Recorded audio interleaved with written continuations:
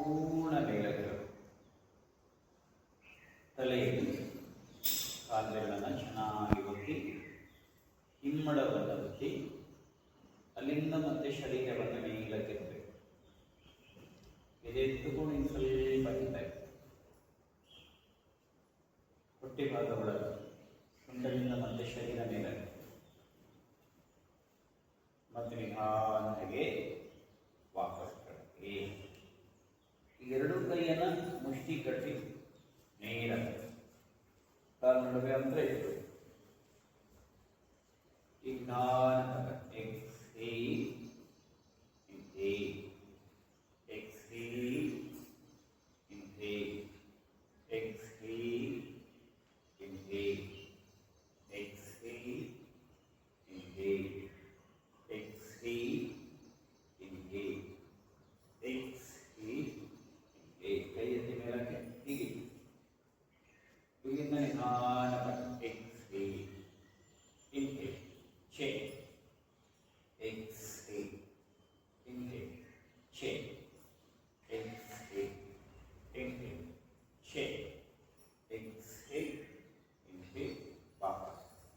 ಕೈ ಎಲ್ಲ ಇಟ್ಟುಕೊಳ್ಳಿ.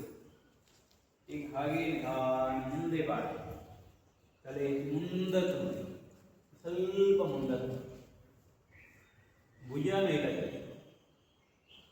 ಮತ್ತೆ ಹಾಗೆ ವಾಪಸ್ ಕೈ ಎಲ್ಲ ಇಟ್ಕೊಳ್ಳಿ. ನಿಧಾನಕ್ಕೆ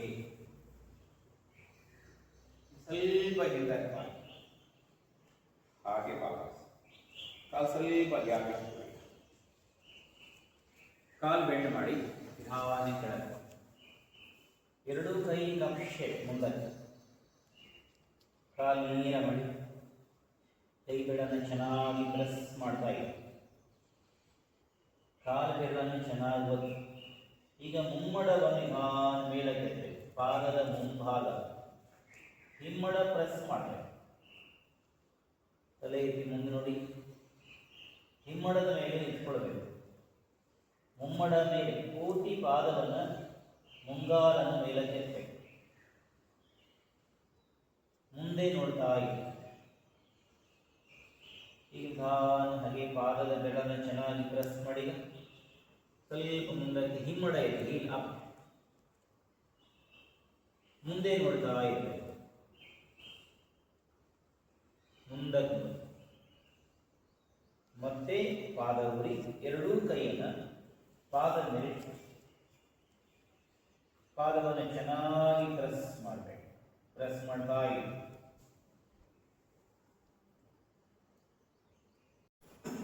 ನಮಸ್ಕಾರ ಮಾತ್ರ. ಕಣ್ಣು ಮುಚ್ಚಿ ಕಾಲು ಬೆರಳನ್ನು ಚೆನ್ನಾಗಿ ನೆಲಕ್ಕೆ ಒತ್ತಿ ಕೈ ಬೆರಳು ಪರಸ್ಪರ ಒತ್ತಾ ಇದೆ. ಎದೆ ಕೂದಲನ್ನು ಚೆನ್ನಾಗಿ ಹಿಗ್ಗಿಸ್ಕೊಳ್ಳಿ. ಮುಖದಲ್ಲಿ ಸಹಜತೆ, ಶಾಂತತೆ, ರಿಲ್ಯಾಕ್ಸ್ ಆಗಿ ಸೂರ್ಯದೇವನನ್ನ ಕಣ್ಣು ಮುಂದೆ ತಂದುಕೊಳ್ಳಿ. ಉದಯಿಸ್ತಾ ಇರುವ ಸೂರ್ಯದೇವ ನಮ್ಮ ಅಜ್ಞಾನವನ್ನು ದೂರ ಮಾಡಿ ಜ್ಞಾನದ ಬೆಳಕನ್ನು ಕೊಡುವಂತ, ಕಣ್ಣಿಗೆ ಕಾಣುವ ಭಗವಂತ, ಸೂರ್ಯ ನಮಸ್ಕಾರದ ಲಾಭ ಆಯಸ್ಸು ಮತ್ತು ತೇಜಸ್ಸನ್ನು ಅದರ ಪ್ರಾಪ್ತಿಗಾಗಿ ಸೂರ್ಯ ನಮಸ್ಕಾರವನ್ನು ಮಾಡುವ ಸಂಕಲ್ಪವನ್ನು ಮಾಡ್ತಾ ಸೂರ್ಯ ನಮಸ್ಕಾರದ ಪ್ರಾರಂಭದ ಮಂತ್ರವನ್ನು ಮತ್ತೆ ಒತ್ತಿ ಕೇಳೋಣ. ಹಿರಣ್ಮಯೇನ ಪಾತ್ರೇಣ ಸತ್ಯಸ್ಯಾಪೇಹಿತಂ ಮುಖಂ ತತ್ವಂ ಭೂಷಂ ನವಾರಣೋ ಸತ್ಯಧರ್ಮಾಯ ನಿಶ್ಚಯೇ. ಓಂ ಇಂದ್ರಾಯ ನಮಃ. ಓಂ ಇಂದ್ರಾಯ ನಮಃ. ಕಣ್ಬಿಡಿ. ನೇರವಾಗಿ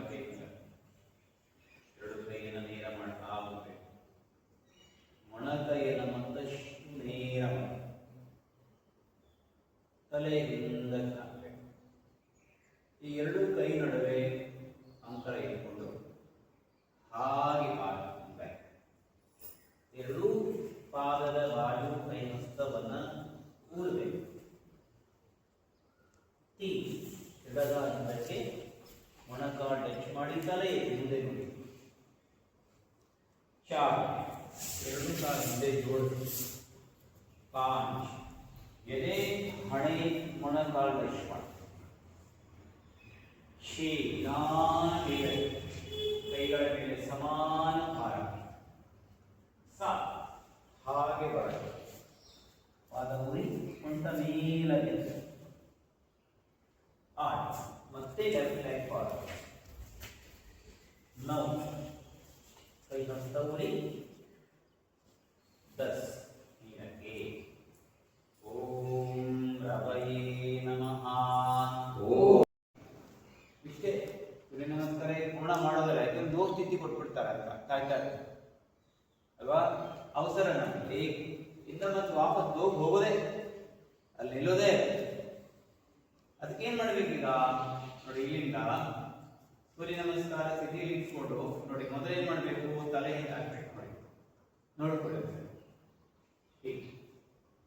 ಎರಡನೇದು ಮುಖದ ಹತ್ತರದಲ್ಲಿ ತಗೊಂಡು ಹೋಗ್ಬೇಕು ಹೀಗೆ ಇಟ್ಕೊಂಡು ಆಮೇಲೆ ಕೈ ನೀರ ಇದು ಸೂರ್ಯ ನಮಸ್ಕಾರದ ಏಕತೆ ಒಂದ್ಸರಿ ಮಾಡೋಣ ಆಯ್ತಾ ಈಗ ತಲೆ ಹಿಂದೆ ಹಾಕಿ ಈಗ ಹಾಗೆ ಕೈ ತಗೊಂಡು ಹಣೆ ಮೇಲೆ ಇಟ್ಕೊಳ್ಳಿ ಸ್ವಲ್ಪ ಹಿಂದೆ ಬಾಗಬೇಕು ಎರಡು ಭುಜ ಹಿಂದತ್ತು ಮೊಣಕೈ ಪುಷ್ ಮಾಡಿ ಈಗ ಅಲ್ಲಿಂದ ನೇರ ಮಾಡಬೇಕು ನೇರ ಮಾಡಿ ಇನ್ನಷ್ಟು ನೇರ ಮಾಡಬೇಕು ಹಾಗೆ ವಾಪಸ್ ಬನ್ನಿ ರಿಲ್ಯಾಕ್ಸ್ ಇದೊಂದು ಪ್ರಕಾರ ಇನ್ನು ಎರಡನೇದೇನು ಅಂದ್ರೆ ಪಾದ ಜೋಡಿಸ್ಕೊಂಡು ನೋಡಿ ಇಲ್ಲಿ ಏನ್ ಮಾಡಬೇಕು ಅಂದ್ರೆ ಎರಡು ಕೈ ಕಿವಿ ಮೇಲೆ ಇಟ್ಕೊಳ್ಬೇಕು ಆಯ್ತಲ್ಲ ಕಿವಿ ಮೇಲೆ ಇಟ್ಕೊಂಡು ನಿಧಾನ ಹಿಂದೆ ಹೋಗ್ಬೇಕು ಅಲ್ಲಿ ನೇರ ಮಾಡಬೇಕು ಆಮೇಲೆ ಜೋಡಿಸ್ಬೇಕು ಇದೊಂದು ಕ್ರಮ ಇದೆ ಮಾಡೋದು ಕಿವಿ ಇಟ್ಕೊಳ್ಳಿ ಎರಡನೇದು ಉತ್ತಾನಾಸನ ಮಾಡಬೇಕು ಉತ್ತಾನಾಸನ ಮಾಡುವಾಗಲೂ ಕೂಡ ಏಕಸ್ಥಿತಿಯಿಂದ ದೋಸ್ಥಿತಿ ಬರುವಾಗ ಇಲ್ಲಿಂದ ಏಕಸ್ಥಿತಿ ದೋಸ್ಥಿತಿ ಬರುವಾಗ ಅದೆಲ್ಲ ಮಾಡ್ತೀವಿ ಈಗ ಇಲ್ಲಿಂದ ನೋಡಿ ನಾನು ಹಿಗ್ಗಿಸ್ಕೊಂಡು ಬಾ ಕೈ ಚಾಚಬೇಕು ಹಿಗ್ಗಿಸ್ಕೊಂಡು ಹೋಗ್ಬೇಕು ಆ ಎಳೆದಿದ್ದ ಸ್ಥಿತಿ ಹಾಗೆ ಇರಬೇಕು ಆಮೇಲೆ ಕೈ ಹತ್ರ ತಗೋಬೇಕು ಒಂದ್ಸರಿ ಮಾಡಿ ಮೇಲಾಗಿ ತಗೋತೀವಿ ಕೈ ಅಗಲ ಮಾಡಬೇಕು ಅಗಲ ಮಾಡ್ಕೊಂಡು ನಿಧಾನ ಹಿಗ್ಗಿಸ್ಬೇಕು ನೋಡಿ ನನ್ನ ಬೇಗ ನೋಡ್ತಾ ಇದ್ದೀನಿ ನೋಡಿ ಹೀಗೆ ನೋಡಿ ಕಿವಿ ಒಟ್ಟಿಗೆ ಭುಜ ಇದೆ ಹಾಗೆ ಹೋಗ್ಬೇಕು ಗೊತ್ತಾಯ್ತಲ್ಲ ಹೀಗೆ ಮೇಲೆ ಬರ್ತದೆ ಇದು ಅಭ್ಯಾಸ ಆಗ್ಬೇಕು ನಮಗೆ ನಾವು ಇಲ್ಲಿ ಏನ್ ಮಾಡಿದ್ವಿ ಇಲ್ಲಿಂದ ಮೇಲೆ ಹೀಗೆ ಮಾಡಿ ಇದು ದೂರ ಆಯ್ತಾ ಒಟ್ಟಿಗೆ ಇರಬೇಕು ಕೈ ಮೇಲೆ ತಗೊಳ್ಳಿ ಹಾಗೆ ವಾಪಸ್ ಕೂತ್ಕೊಳ್ಳಿ ಅಲ್ಲಿ ವಜ್ರಾಸನ ಹೀಗೆ ಕೂತ್ಕೊಳ್ಳಿ ನೋಡಿ ಏಕಪಾದ ಪ್ರಸರಣಾಸನ ಇದೆ ಸೂರ್ಯ ನಮಸ್ಕಾರದ ಏಕಸ್ಥಿತಿ ಊರ್ಧ್ವಾಸನ ಊರ್ಧ್ವ ನಮಸ್ಕಾರ ಎರಡನೇದು ಉತ್ಥಾನಾಸನ ಮೂರನೇದು ಯಾವುದು ಏಕಪಾದ ಪ್ರಸರಣಾಸನ ಏಕಪಾದ ಪ್ರಸರಣಾಸನದಲ್ಲಿ ನಾವು ಅನೇಕ ಸರಿ ಬೆನ್ನು ಏನ್ ಮಾಡ್ತೀವಿ ಪೂರ್ಣ ಮಾಡ್ಕೊಂಡಿರ್ತೀವಿ ನೋಡಿ ಏಕಪಾದ ಪ್ರಸರಣಾಸನ ಮಾಡಿದ್ವಿ ಹೀಗೆ ಇರ್ತೀವಿ ಏಕಪಾದ ಎಷ್ಟು ವರ್ಷ ಆದ್ರೂ ಹೀಗೆ ಕ್ಲಾಸಿಗೆ ಬಂದು ಒಂದು ವರ್ಷ ಆದ್ರೂ ಹೀಗೆ ಯಾಕೆಂದ್ರೆ ಹೇಳೇ ಕೊಟ್ಟಿಲ್ಲ ಹೀಗೆ ಏಕಪಾದ ಪ್ರಸರಣಾಸನ ಇದಲ್ಲ ಏಕಪಾದ ಪ್ರಸರಣಾಸನ ಅಂದ್ರೆ ಇಲ್ಲಿ ಬೆನ್ನು ನೋಡಿ ಹೀಗಿದೆಯಲ್ಲ ಇದನ್ನೇನ್ ಮಾಡಬೇಕು ನೋಡಿ ಬೆನ್ನು ನೇರ ಆಗಬೇಕು ಫಿಕ್ಸ್ಬೇಕು ಬೆನ್ನು ನೇರ ಆಗಲಿಲ್ಲ ಅಂದ್ರೆ ಏಕಪಾದ ಪ್ರಸರಣಾಸನ ಫೇಲ್ ಸೂರ್ಯ ನಮಸ್ಕಾರ ಮಾಡಿ ಒಂದ್ಸರಿ ಎಡಗಾಲ ಬ್ಯಾಕ್ ಸ್ಟ್ರೈಟ್ ಆಗಬೇಕು ಇದು ನಮ್ಮ ಉದ್ದೇಶ ಇರುತ್ತೆ ಎರಡನೇದಿನ ಸಂಗತಿ ಏನಿದೆ ಅಂದ್ರೆ ನಾವು ಏಕ ಸ್ಥಿತಿಯಿಂದ ದೋ ಸ್ಥಿತಿಗೆ ಬಂದ ಮೇಲೆ ತೀನ ಸ್ಥಿತಿ ಮಾಡ್ತೀವಲ್ಲ ತೀನ ಸ್ಥಿತಿ ಮಾಡುವಾಗ ಆವಾಗ ಕಾಲು ಹಿಂದುಗಡೆ ತಗೊಂಡೋದಾಗ ಅದನ್ನ ಅದೇ ಕಾಲು ಹಿಂದುಗಡೆ ತಗೊಂಡು ಹೋಗ್ಬೇಕು ಅನೇಕ ಸರಿ ನಾವೇನ್ ಮಾಡ್ತೀವಿ ಅವಸರ ಮಾಡಿ ಎಡಗಾಲು ಹಿಂದೆ ತಗೊಂಡು ಹೋದ್ರೆ ಮುಂದಿನ ಬಲಗಾಲ ಎಡ ತಂದ್ಬಿಡ್ತೀವಿ ಅವಾಗ ವ್ಯತ್ಯಾಸ ಆಗುತ್ತೆ ಅವಾಗ ಅಡ್ಜಸ್ಟ್ ಮಾಡ್ತಾ ಹೋಗ್ತೀವಿ ಅದನ್ನ ಚಾರ ಸ್ಥಿತಿಗೆ ತಪ್ಪೇನಾಗತ್ತೆ ಅಂದ್ರೆ ಇಲ್ಲಿಂದ ಏಕ ಸ್ಥಿತಿ ಹೋದ್ವಿ, ದೋ ಸ್ಥಿತಿ ಬಂತು. ಆಯ್ತಾ ನೋಡಿ, ಇಲ್ಲಿಂದ ದೋ ಸ್ಥಿತಿ ಬಂದ್ಮೇಲೆ ತೀನ್ ಸ್ಥಿತಿ ಮಾಡಿದ್ವ. ತೀನ್ ನೋಡಿ ಏನಾಯ್ತು ತಪ್ಪು ನೋಡಿ, ಏನಾಯ್ತು ನೋಡಿ, ಈ ಖಾಲಿ ನೇರದಲ್ಲಿ ಬಿಡಬಾರ್ದು. ಈಗ ನಾನು ಚಾರ್ ಕೊಡ್ತೀನಿ, ಚಾರ್ ನೋಡಿ ಕ್ರಾಸ್ ಆಯ್ತಾ ಇದೆ. ಎಸ್ ಕಾಂಟಿ ಮಾಡಿದ್ವಿ. ಶೇ ಮಾಡುವಾಗ ನೋಡಿ ಅಲ್ಲಿ ಅವಾಗ ಸಾಧು ಮಾಡಿದಾಗ ಗೊತ್ತಾಗುತ್ತೆ ಈ ಕಾಲೇಜು ಇದೆಯಲ್ಲ ಮತ್ತೆ ವಾಪತ್ತಿದೆ ಆಯ್ತಲ್ಲ. ಅವಾಗ ನೋಡ್ತೀವಿ ಕಾಲು ನೋಡ್ಬಿಟ್ಟು ಇದೆಯಲ್ಲ, ಅವಾಗ ಯಾವಾಗ ಸಾಧ ಸ್ಥಿತಿಲಿ ಕಾಲು ನೋಡ್ತೀವಿ, ಯಾವಾಗ ಗೊತ್ತಾಗುತ್ತೆ ಸೈಡ್ ಹೋಗಿರುತ್ತೆ. ಗೊತ್ತಿಲ್ಲದೆ ಆಗುವ ತಪ್ಪುಗಳಿರುತ್ತೆ. ಅದರ ಪರಿಣಾಮ ಏನಾಗತ್ತಂದ್ರೆ ಎಲ್ಲೋ ಒಂದ್ ಕಡೆ ಪೇನ್ ಬರುತ್ತೆ, ಎಲ್ಲೋ ಒಂದ್ ಕಡೆ ಜಾಸ್ತಿ ಪ್ರೆಷರ್ ಜಾಸ್ತಿ ಆಗುತ್ತೆ. ಈ ಪೇನ್ ಬಂದಾಗ ಅವಾಗ ಯೋಗಾಸನದ ಬಗ್ಗೆ ಯೋಗಾಸನ ಸರಿನೇ ಇಲ್ಲ ಅಂತ ಅಲ್ವಾ, ಯೋಗದ ಬಗ್ಗೆನೇ ಆಪಾದನ ಏನೊಂದು ಸರಿ ಮಾಡಿ ಒಂದು ಕೆಲಸ ಮಾಡಿ, ಎಲ್ಲರೂ ಟೀ ಅಂತ ಹೇಳ್ತಾರೆ. ಒಂದೊಂದು ಆಸನಕ್ಕೂ ಒಂದೊಂದು ಲಾಭಗಳಿವೆ. ದ್ವಿಪಾದಕೃಷ್ಣ ತಲೆಯಿಂದ ಪಾದವರೆಗೆ ಸ್ಲೋಪ್ ಇರುತ್ತೆ. ಸ್ಲೋಪ್ ಇದ್ದಾಗ ಏನಾಗುತ್ತೆ, ಈಗ ನೀರು ಇದೆ ಆಯ್ತಾ, ಹೀಗೆ ನೀರು ಲೆವೆಲ್ ಇದೆ, ಸ್ವಲ್ಪ ಸ್ಲೋಪ್ ಇದ್ರೆ ಏನಾಗುತ್ತೆ, ಈಗ ಮೇಲ್ಚಾವಣಿ ಹೀಗೆ ಯಾಕೆ ಮಾಡ್ತಾರೆ, ಮನೆ ಕಟ್ಟುವಾಗ ನೀರು ಜಾರಿ ಹೋಗಿ ಅಂತ ಸ್ಲೋಪ್ ಇರುತ್ತೆ, ಗೊತ್ತಾಯ್ತಲ್ಲ. ಅದೇ ತರ ಸೂರ್ಯ ನಮಸ್ಕಾರ ಚಾರ್ ಸ್ಥಿತಿ ಸ್ಲೋಪ್ ಇದ್ರೆ ಏನಾಗುತ್ತೆ, ಬ್ಲಡ್ ಸರ್ಕ್ಯುಲೇಷನ್ ಕೆಳಮುಖವಾಗಿ ನಡೆಯುತ್ತೆ, ಮತ್ತೆ ಮೇಲೆ ನಡೆಯುತ್ತೆ, ಮತ್ತೆ ಕೆಳಮುಖವಾಗುತ್ತೆ. ಅಂದ್ರೆ ಸಮಾನವಾಗಿ ರಕ್ತ ಪರಿಚಲನೆ ಆಗುವ ಹಾಗೆ ಸೂರ್ಯ ನಮಸ್ಕಾರದ ಚಾರ ಸ್ಥಿತಿ ನೋಡಿ, ತಲೆಯಿಂದ ಪಾದದವರೆಗೆ. ಎಲ್ಲೋ ಒಂದ್ ಕಡೆ ಎತ್ತಿಬಿಟ್ಟು ನಿಂತಿ, ಅವಾಗೇನಾಗುತ್ತೆ, ಅಥವಾ ಎರಡು ಡೌನ್ ಮಾಡಿಬಿಟ್ಟು ಅಲ್ಲಿ ಬ್ಲಡ್ ಸ್ಟಾಕ್ ಆಗುತ್ತೆ ನಮ್ಗೆ ಅಲ್ವಾ. ಈಗ ನೀರು ಹರಿತಾ ಇರುವಾಗ ಎಲ್ಲೋ ಹೊಂಡ ಇತ್ತು ಅಂದ್ರೆ ಅಲ್ಲಿ ಏನಾಗುತ್ತೆ, ನೀರು ಸ್ಟಾಕ್ ಆಗುತ್ತೆ.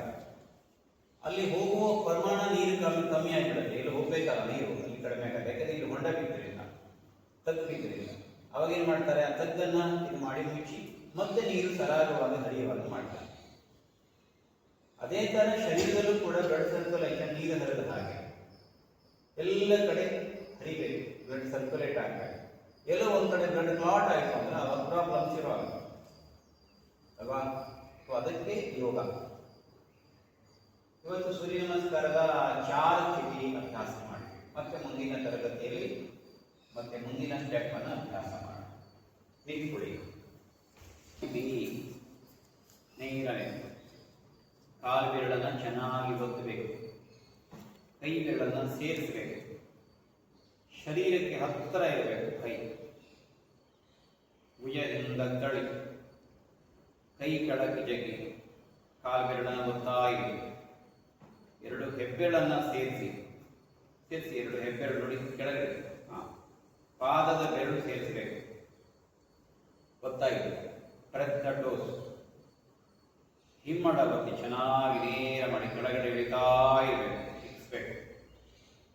ಇನ್ನಷ್ಟು ನೇರ ಮಾಡಿ ಕೈ, ಹೊಟ್ಟೆ ಒಳಗೆ ತಗೊಳ್ಳಿ. ಈಗ ಹೊಟ್ಟೆ ಒಳಗೆ ತಗೊಂಡಾಗ ಬಟಕ್ ಟೈಟ್ ಆಗುತ್ತೆ, ಕಾಲು ಬೆರಳು ಹೊತ್ತಾಗ ನೀ ಟೈಟ್ ಆಗುತ್ತೆ. ಹೊಟ್ಟೆ ಒಳಗೆ ಕೈ ಕೆಳಗೆ ತೆಗ್ತಾ ಇದೆ, ಕಾಲು ಬೆರಳನ್ನ ಚೆನ್ನಾಗಿ ಪ್ರೆಸ್ ಮಾಡಿ. ಈಗ ಎರಡೂ ಕೈಗಳನ್ನು ನಿಧಾನ ಭುಜದ ನೇರಕ್ಕೆ, ಆ ಟೈಟ್ನೆಸ್ ಅದನ್ನೇ ಮೇಂಟೈನ್ ಮಾಡಿಕೊಂಡು ಕೈ ಎರಡು ಪಕ್ಕಕ್ಕೆ ಅಂಗೈ ತಿರ್ಸ್ಕೊಳ್ಳಿ. ನಾನು ನೇರ ಮೇಲಕ್ಕೆ ಇಳಿತಾ ಇರಬೇಕು. ಈಗ ನಿಧಾನ ಉತ್ಕಟಾಸನ, ಹೋಗಿ ಕೆಳಗೆ, ಉತ್ಕಟಾಸನ ಕೆಳಗೆ ಹೋಗಿ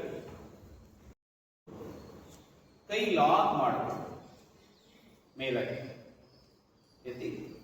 ಈಗ ಹೋಗಿ ಉತ್ಕಟಾಸನಕ್ಕೆ ಹೋಗಿ ಕೆಳಗೆ, ಕೈ ನೇರ ಮಾಡಿ ಮೇಲಕ್ಕೆ ಕೆಳಕೊಳ್ಳಿ. ಇನ್ನೂ ಸ್ವಲ್ಪ ಮೇಲಕ್ಕೆ ಇಳಿತಾ ಇರಬೇಕು, ನಿಧಾನ ಮೇಲಕ್ಕೆ. ಹಾಗೆ ಕೈ ಪಕ್ಕದಿಂದ ವಾಪಸ್ ಕೆಳಗೆ. ಉತ್ಕಟ ಅಂದ್ರೆ ಚೇರ್ ಶೇಪ್, ಗೊತ್ತಾಯ್ತಲ್ಲ. ಚೇರ್ ಹೇಗಿರುತ್ತೆ, ಕೂತ್ಕೊಳ್ಳುವಂಗಿರುತ್ತೆ. ಶೇರ್ ಹೀಗಿರುವ ಶೇರ್ ತಗೋತೀವಿ ನಾವು. ಹೀಗೆ ಶೇರ್ ಕೂತ್ಕೊಳ್ಳು, ಶೇರ್ ಸಿಗತ್ತಾ ಏನಾದ್ರು? ಇಲ್ಲ ಅಲ್ವಾ? ಶೇರ್ ಹೇಗಿರುತ್ತೆ? ಕೆಳಗಡೆ ಇರುತ್ತೆ, ನೀವು ಆರಾಮಾಗಿ ಕುತ್ಕೋಬಹುದು. ಇದು ತಾನೇ ಶೇರ್, ಇದಲ್ವ? ನಾವು ಇದನ್ನು ಮಾಡ್ತಾ ಇದ್ದೀವಿ ಕೆಲವರು, ಇದಲ್ಲ. ಕೆಳಗಡೆ ಹೋಗ್ಬೇಕು. ಯಾಕೆ? ಹೀಗೆ ನೀವು ಹೋಗ್ಬಿಟ್ರೆ ಮೊಣಕಾಲ ಮೇಲೆ ಪ್ರೆಷರ್ ಬರುತ್ತೆ, ಹಿಂದ್ಗಡೆ ಹೋದ್ರೆ ಮೊಣಕಾಲು ಸೇಫ್ ಆಗುತ್ತೆ. ಎರಡು ಇದೆ, ಯಾವ್ದು ಬೇಕಾದ್ರೆ ಮಾಡ್ಬೋದು. ಯಾವ್ದು ಮಾಡೋದು ನಾವು? ಮೊಣಕಾಲು ಸೇಫ್ ಆಗ್ಬೇಕು ತಾನೆ, ಅದಕ್ಕೆ ಉತ್ಕಟ. ಮೊಣಕಾಲಲ್ಲಿ ಲಿಕ್ವಿಡ್ ಪ್ರಮಾಣ ಕಡಿಮೆ ಆಗದಂತೆ ಈ ಆಸನ ನಮಗೆ ಹೆಲ್ಪ್ ಮಾಡುತ್ತೆ. ಅದಕ್ಕೆ ಏನು ಮಾಡಬೇಕು? ಕೈ ಸೊಂಟದ ಮೇಲೆ ಇಟ್ಕೊಳ್ಳಿ. ಒಂದ್ಸರಿ ನೋಡ್ಕೊಳ್ಳಿ. ಹೀಗೆ ಇಟ್ಕೊಂಡು ನೋಡಿ, ನಿಧಾನ ಮುಂದೆ ಹೋಗಬಾರದು, ಹೀಗೆ ಹಿಂದೆ ತಗೋಬೇಕು, ಕೆಳಗಡೆ ಹೋಗ್ಬೇಕು. ನೋಡಿ, ಮತ್ತೆ ಭುಜ ಹಿಂದಾಗಿ, ಮತ್ತೆ ಕೆಳಗೆ ಹೋಗ್ಬೇಕು, ಮತ್ತೆ ಭುಜ ಹಿಂದಾಗಿ, ಮತ್ತೆ ಕೆಳಗೆ ಹೋಗ್ಬೇಕು, ಮತ್ತೆ ಭುಜ ಹಿಂದಾಗಿ, ಹಿಪ್ ಕೆಳಗೆ ಹೋಗ್ಬೇಕು, ಆಮೇಲೆ ಕೈ ಮೇಲೆ. ಇದು ಉತ್ಕಟಾಸನ. ಹಿಪ್ ಡೌನ್ ಮಾಡಬೇಕು. ಒಂದ್ಸರಿ ಮಾಡೋಣ. ಕೈ ಸೊಂಟದ ಮೇಲೆ ಇಟ್ಕೊಳ್ಳಿ. ಇಲ್ಲಿದೆ, ಇಲ್ಲಿ ಇಟ್ಕೊಂಡು ನಿಧಾನ ಹಾಗೆ ಉತ್ಕಟಾಸನ ಹೋಗ್ಬೋದು ಅಲ್ವಾ? ಅದು ಉತ್ಕಟಾಸನ ಅಭ್ಯಾಸ ಮಾಡ್ಬೋದು. ವಿಂಡೋ ಇಟ್ಕೊಂಡಾಗ ಬಹಳ ಚೆನ್ನಾಗಿ ಮಾಡ್ತೀವಿ ನಾವು. ವಿಂಡೋ ಇಲ್ಲದೆ ನಾವು ಹಾಗೆ ಮಾಡಿದಾಗ ಸ್ವಲ್ಪ ಕಷ್ಟ, ಹೌದಾ ಇಲ್ಲ? ಈಗ ಯಾಕೆ ಕಾಲು ಬೆಂಡ್ ಮಾಡಿ, ನಿಧಾನ ಕಾಲು ಕ್ರಾಸ್, ಕೈ ಮೇಲೆ. ಯಾವ ಕಾಲು ಮುಂದೆ ತಗೊಂಡಿದ್ರಿ? ಎಡಗಾಲು ಮುಂದೆ ತಗೊಂಡ್ರೆ ಎಡಗೈ ಕೆಳಗೆ ತಗೊಳ್ಳಿ, ಬಲಗೈ ಕೆಳಗೆ ತಗೊಳ್ಳಿ. ಬಲಗಾಲು ಮುಂದಿದೆ ಅಲ್ವಾ? ಬಲಗೈ ಕೆಳಗೆ ತಗೊಂಡು ಲಾಕ್, ಕೈ ಎತ್ತಿ ಮೇಲೆ ಸ್ವಲ್ಪ ಮೇಲೆ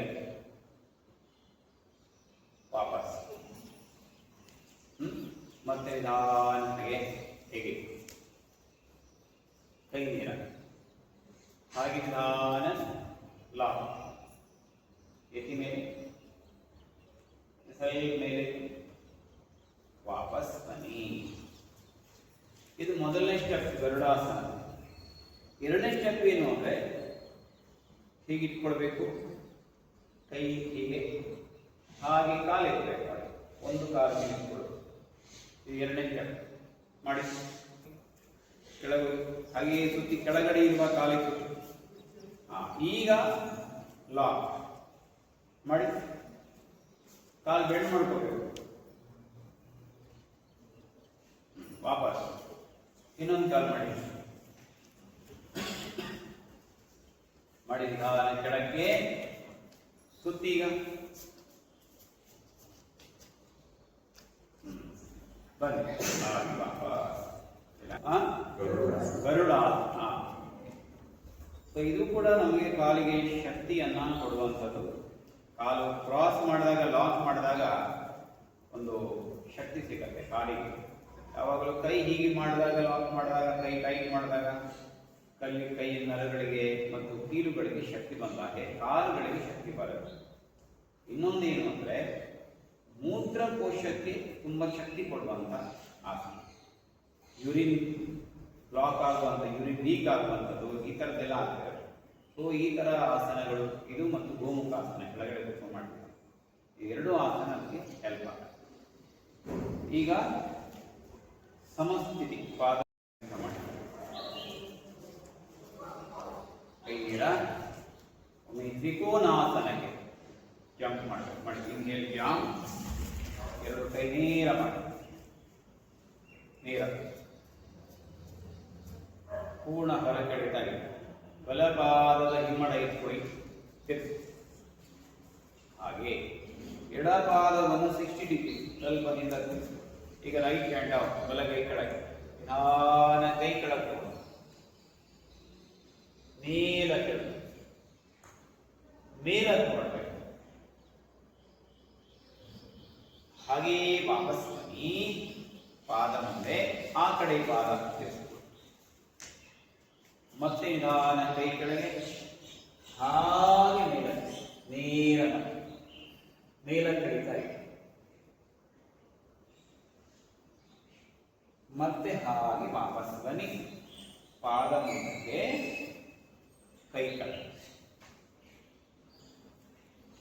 ಕಾಲಾಂತರ ಕಮ್ಮಿ ಮಾಡಿ, ಈ ಕಡೆ ಮುಖ ಮಾಡಿ, ಕೆಳಗಡೆ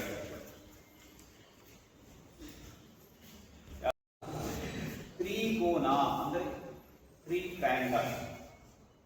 ಅದೇ ತರ 3 ಕೋನಗಳು ಏರ್ಪಡಬೇಕು ನಮ್ಮ ಶರೀರದಲ್ಲಿ, ಅದಕ್ಕೆ ತ್ರಿಕೋನ ಅಂತ ಹೇಳ್ತಾರೆ.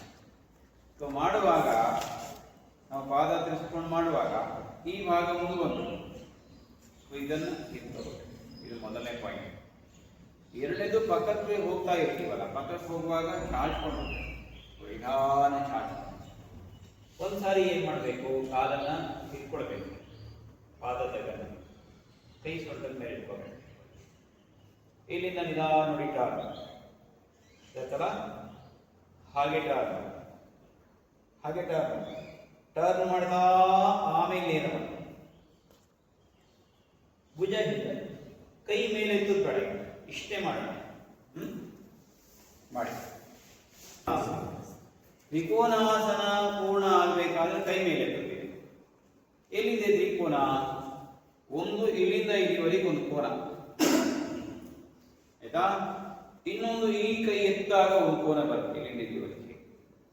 ಇನ್ನೊಂದು ಇದ್ರ ಒಳಗಡೆ ಒಂದು ಕೋನ ಬರುತ್ತೆ ಇಲ್ಲಿಂದ ಇಲ್ಲಿವರೆಗೆ. 3 ಕೋನ, ಆಯ್ತಾ? ಫೈನಲ್ ಪೋಸ್ಚರ್ಲಿ 4 ಟ್ರಯಾಂಗಲ್ ಬರುತ್ತೆ, ಆಯ್ತಲ್ಲ? ಅದಕ್ಕೆ ಕೆಳಗಡೆ ಹೋದಾಗ, ಇಲ್ಲಿ ಹೋದಾಗ ಬೇಕು ನಿಧಾನ ಇರಬೇಕು, ಆಮೇಲೆ ಕೈ ಮೇಲೆ, ಆಯ್ತಾ? ನೋಡಿ, ಇಲ್ಲಿಂದ ಇಲ್ಲಿಗೆ ಒಂದು ಕೋನ, ಈ ಕಡೆ ಬೇಕು, ನೇರ ಮಾಡಬೇಕು, ಎತ್ತಾ ಇರ್ಬೇಕು, ಮೇಲಕ್ಕೆ ಎತ್ತಾ ಇರ್ಬೇಕು. ಇಲ್ಲಿಂದ ಇಲ್ಲಿಗೆ ಒಂದು ಕೋನ, ಮೇಲೆ ಕಾಲಿನ. ಇದು ತ್ರಿಕೋನಾಸನ. 3 ಟ್ರಯಾಂಗಲ್ ಬರುತ್ತೆ. ಏನು ಸರಿ ಮಾಡಿ. ಹೀಗೆ ಒಂದು ಕೂತ್ಕೊಳ್ಳಿ ಕೆಳಗಡೆ. ಒಂದು ತ್ರಿಕೋನಾಸನ ಏನ್ ಮಾಡುತ್ತೆ ನಮ್ಮ ಶರೀರದಲ್ಲಿ ಅನ್ನೋದು ನಮ್ಗೆ ಗೊತ್ತಾಗಬೇಕು. ಒಂದು ತ್ರಿಕೋನಾಸನ ಏನು ಮಾಡುತ್ತೆ? ಒಂದು ತ್ರಿಕೋನಾಸನಕ್ಕೆ ನಾವು ಪ್ರವೇಶ ಮಾಡಿದ್ರೆ ಆ ತ್ರಿಕೋನಾಸನದಿಂದ ನಮ್ಗೇನು ಲಭ್ಯ ಆಗುತ್ತೆ? ತ್ರಿಕೋನಾಸನದಲ್ಲಿ ಬ್ಯಾಗಿಂಗ್ ಶಕ್ತಿ ಬರುತ್ತೆ. ತ್ರಿಕೋನಾಸನದ ಕಾಲಿನ ಸ್ನಾಯುಗಳು ಬಲಗೊಳ್ಳುತ್ತೆ. ತ್ರಿಕೋನಾಸನದಲ್ಲಿ ಕಾಲಿನ ಸಮಸ್ಯೆಗಳು, ವಕ್ರತೆ ಇದ್ರೆ ಸರಿಯಾಗುತ್ತೆ. ತ್ರಿಕೋನಾಸನದ ಕತ್ತಿನ ನೋವು ಕಡಿಮೆ ಆಗುತ್ತೆ. ತ್ರಿಕೋನಾಸನ ಭುಜದ ಹಾರ್ಡ್ನೆಸ್ ಕಡಿಮೆ ಆಗುತ್ತೆ. ತ್ರಿಕೋನಾಸನ ಪಕ್ಕೆಲುಬುಗಳು ಹಿಗ್ಗುತ್ತೆ. ತ್ರಿಕೋನಾಸನ ಇಡೀ ಒಂದು ಬ್ಯಾಕ್ ಬೋನ್ ಅಲೈನ್ಮೆಂಟ್ ಇದೆ, ಅದು ಒಂದೇ ನೆಲೆ ತರಬೇಕು. ಹೀಗೆ ತ್ರಿಕೋನಾಸನ ಸಾಕಷ್ಟು ಲಾಭ ಇದೆ. ಬ್ರೀದಿಂಗ್ ಕನೆಕ್ಟ್ ಮಾಡ್ಬೇಕು, ಕನೆಕ್ಟೆಡ್ ಟು ಬ್ರೀದಿಂಗ್, ಅದನ್ನು ಕನೆಕ್ಟ್ ಮಾಡ್ಬೇಕು. ಆವಾಗ ತ್ರಿಕೋನಾಸನದ ಲಾಭ ಸಿಗುತ್ತೆ. ಒಂದೊಂದು ಆಸನವೂ ಕೂಡ ಅದ್ಭುತ, ಗೊತ್ತಾಯ್ತಾ? ನಮ್ಗೆ ಏನ್ ಅನ್ಸ್ತದೆ, ಸರಿ ಏನ್ ತ್ರಿಕೋನಾಸನ, ಯಾವಾಗಲೂ ಮಾಡ್ತಾರೆ ತ್ರಿಕೋನಾಸನ ಅಲ್ವಾ? ಯಾರೋ ಬಗ್ಗೆ ಕೇಳ್ತೀವಿ ನಾವು, ಯಾರೋ ಒಬ್ಬರ ಬಗ್ಗೆ ಮಾತಾಡ್ತಿರ್ತಾರೆ ಅಲ್ವಾ?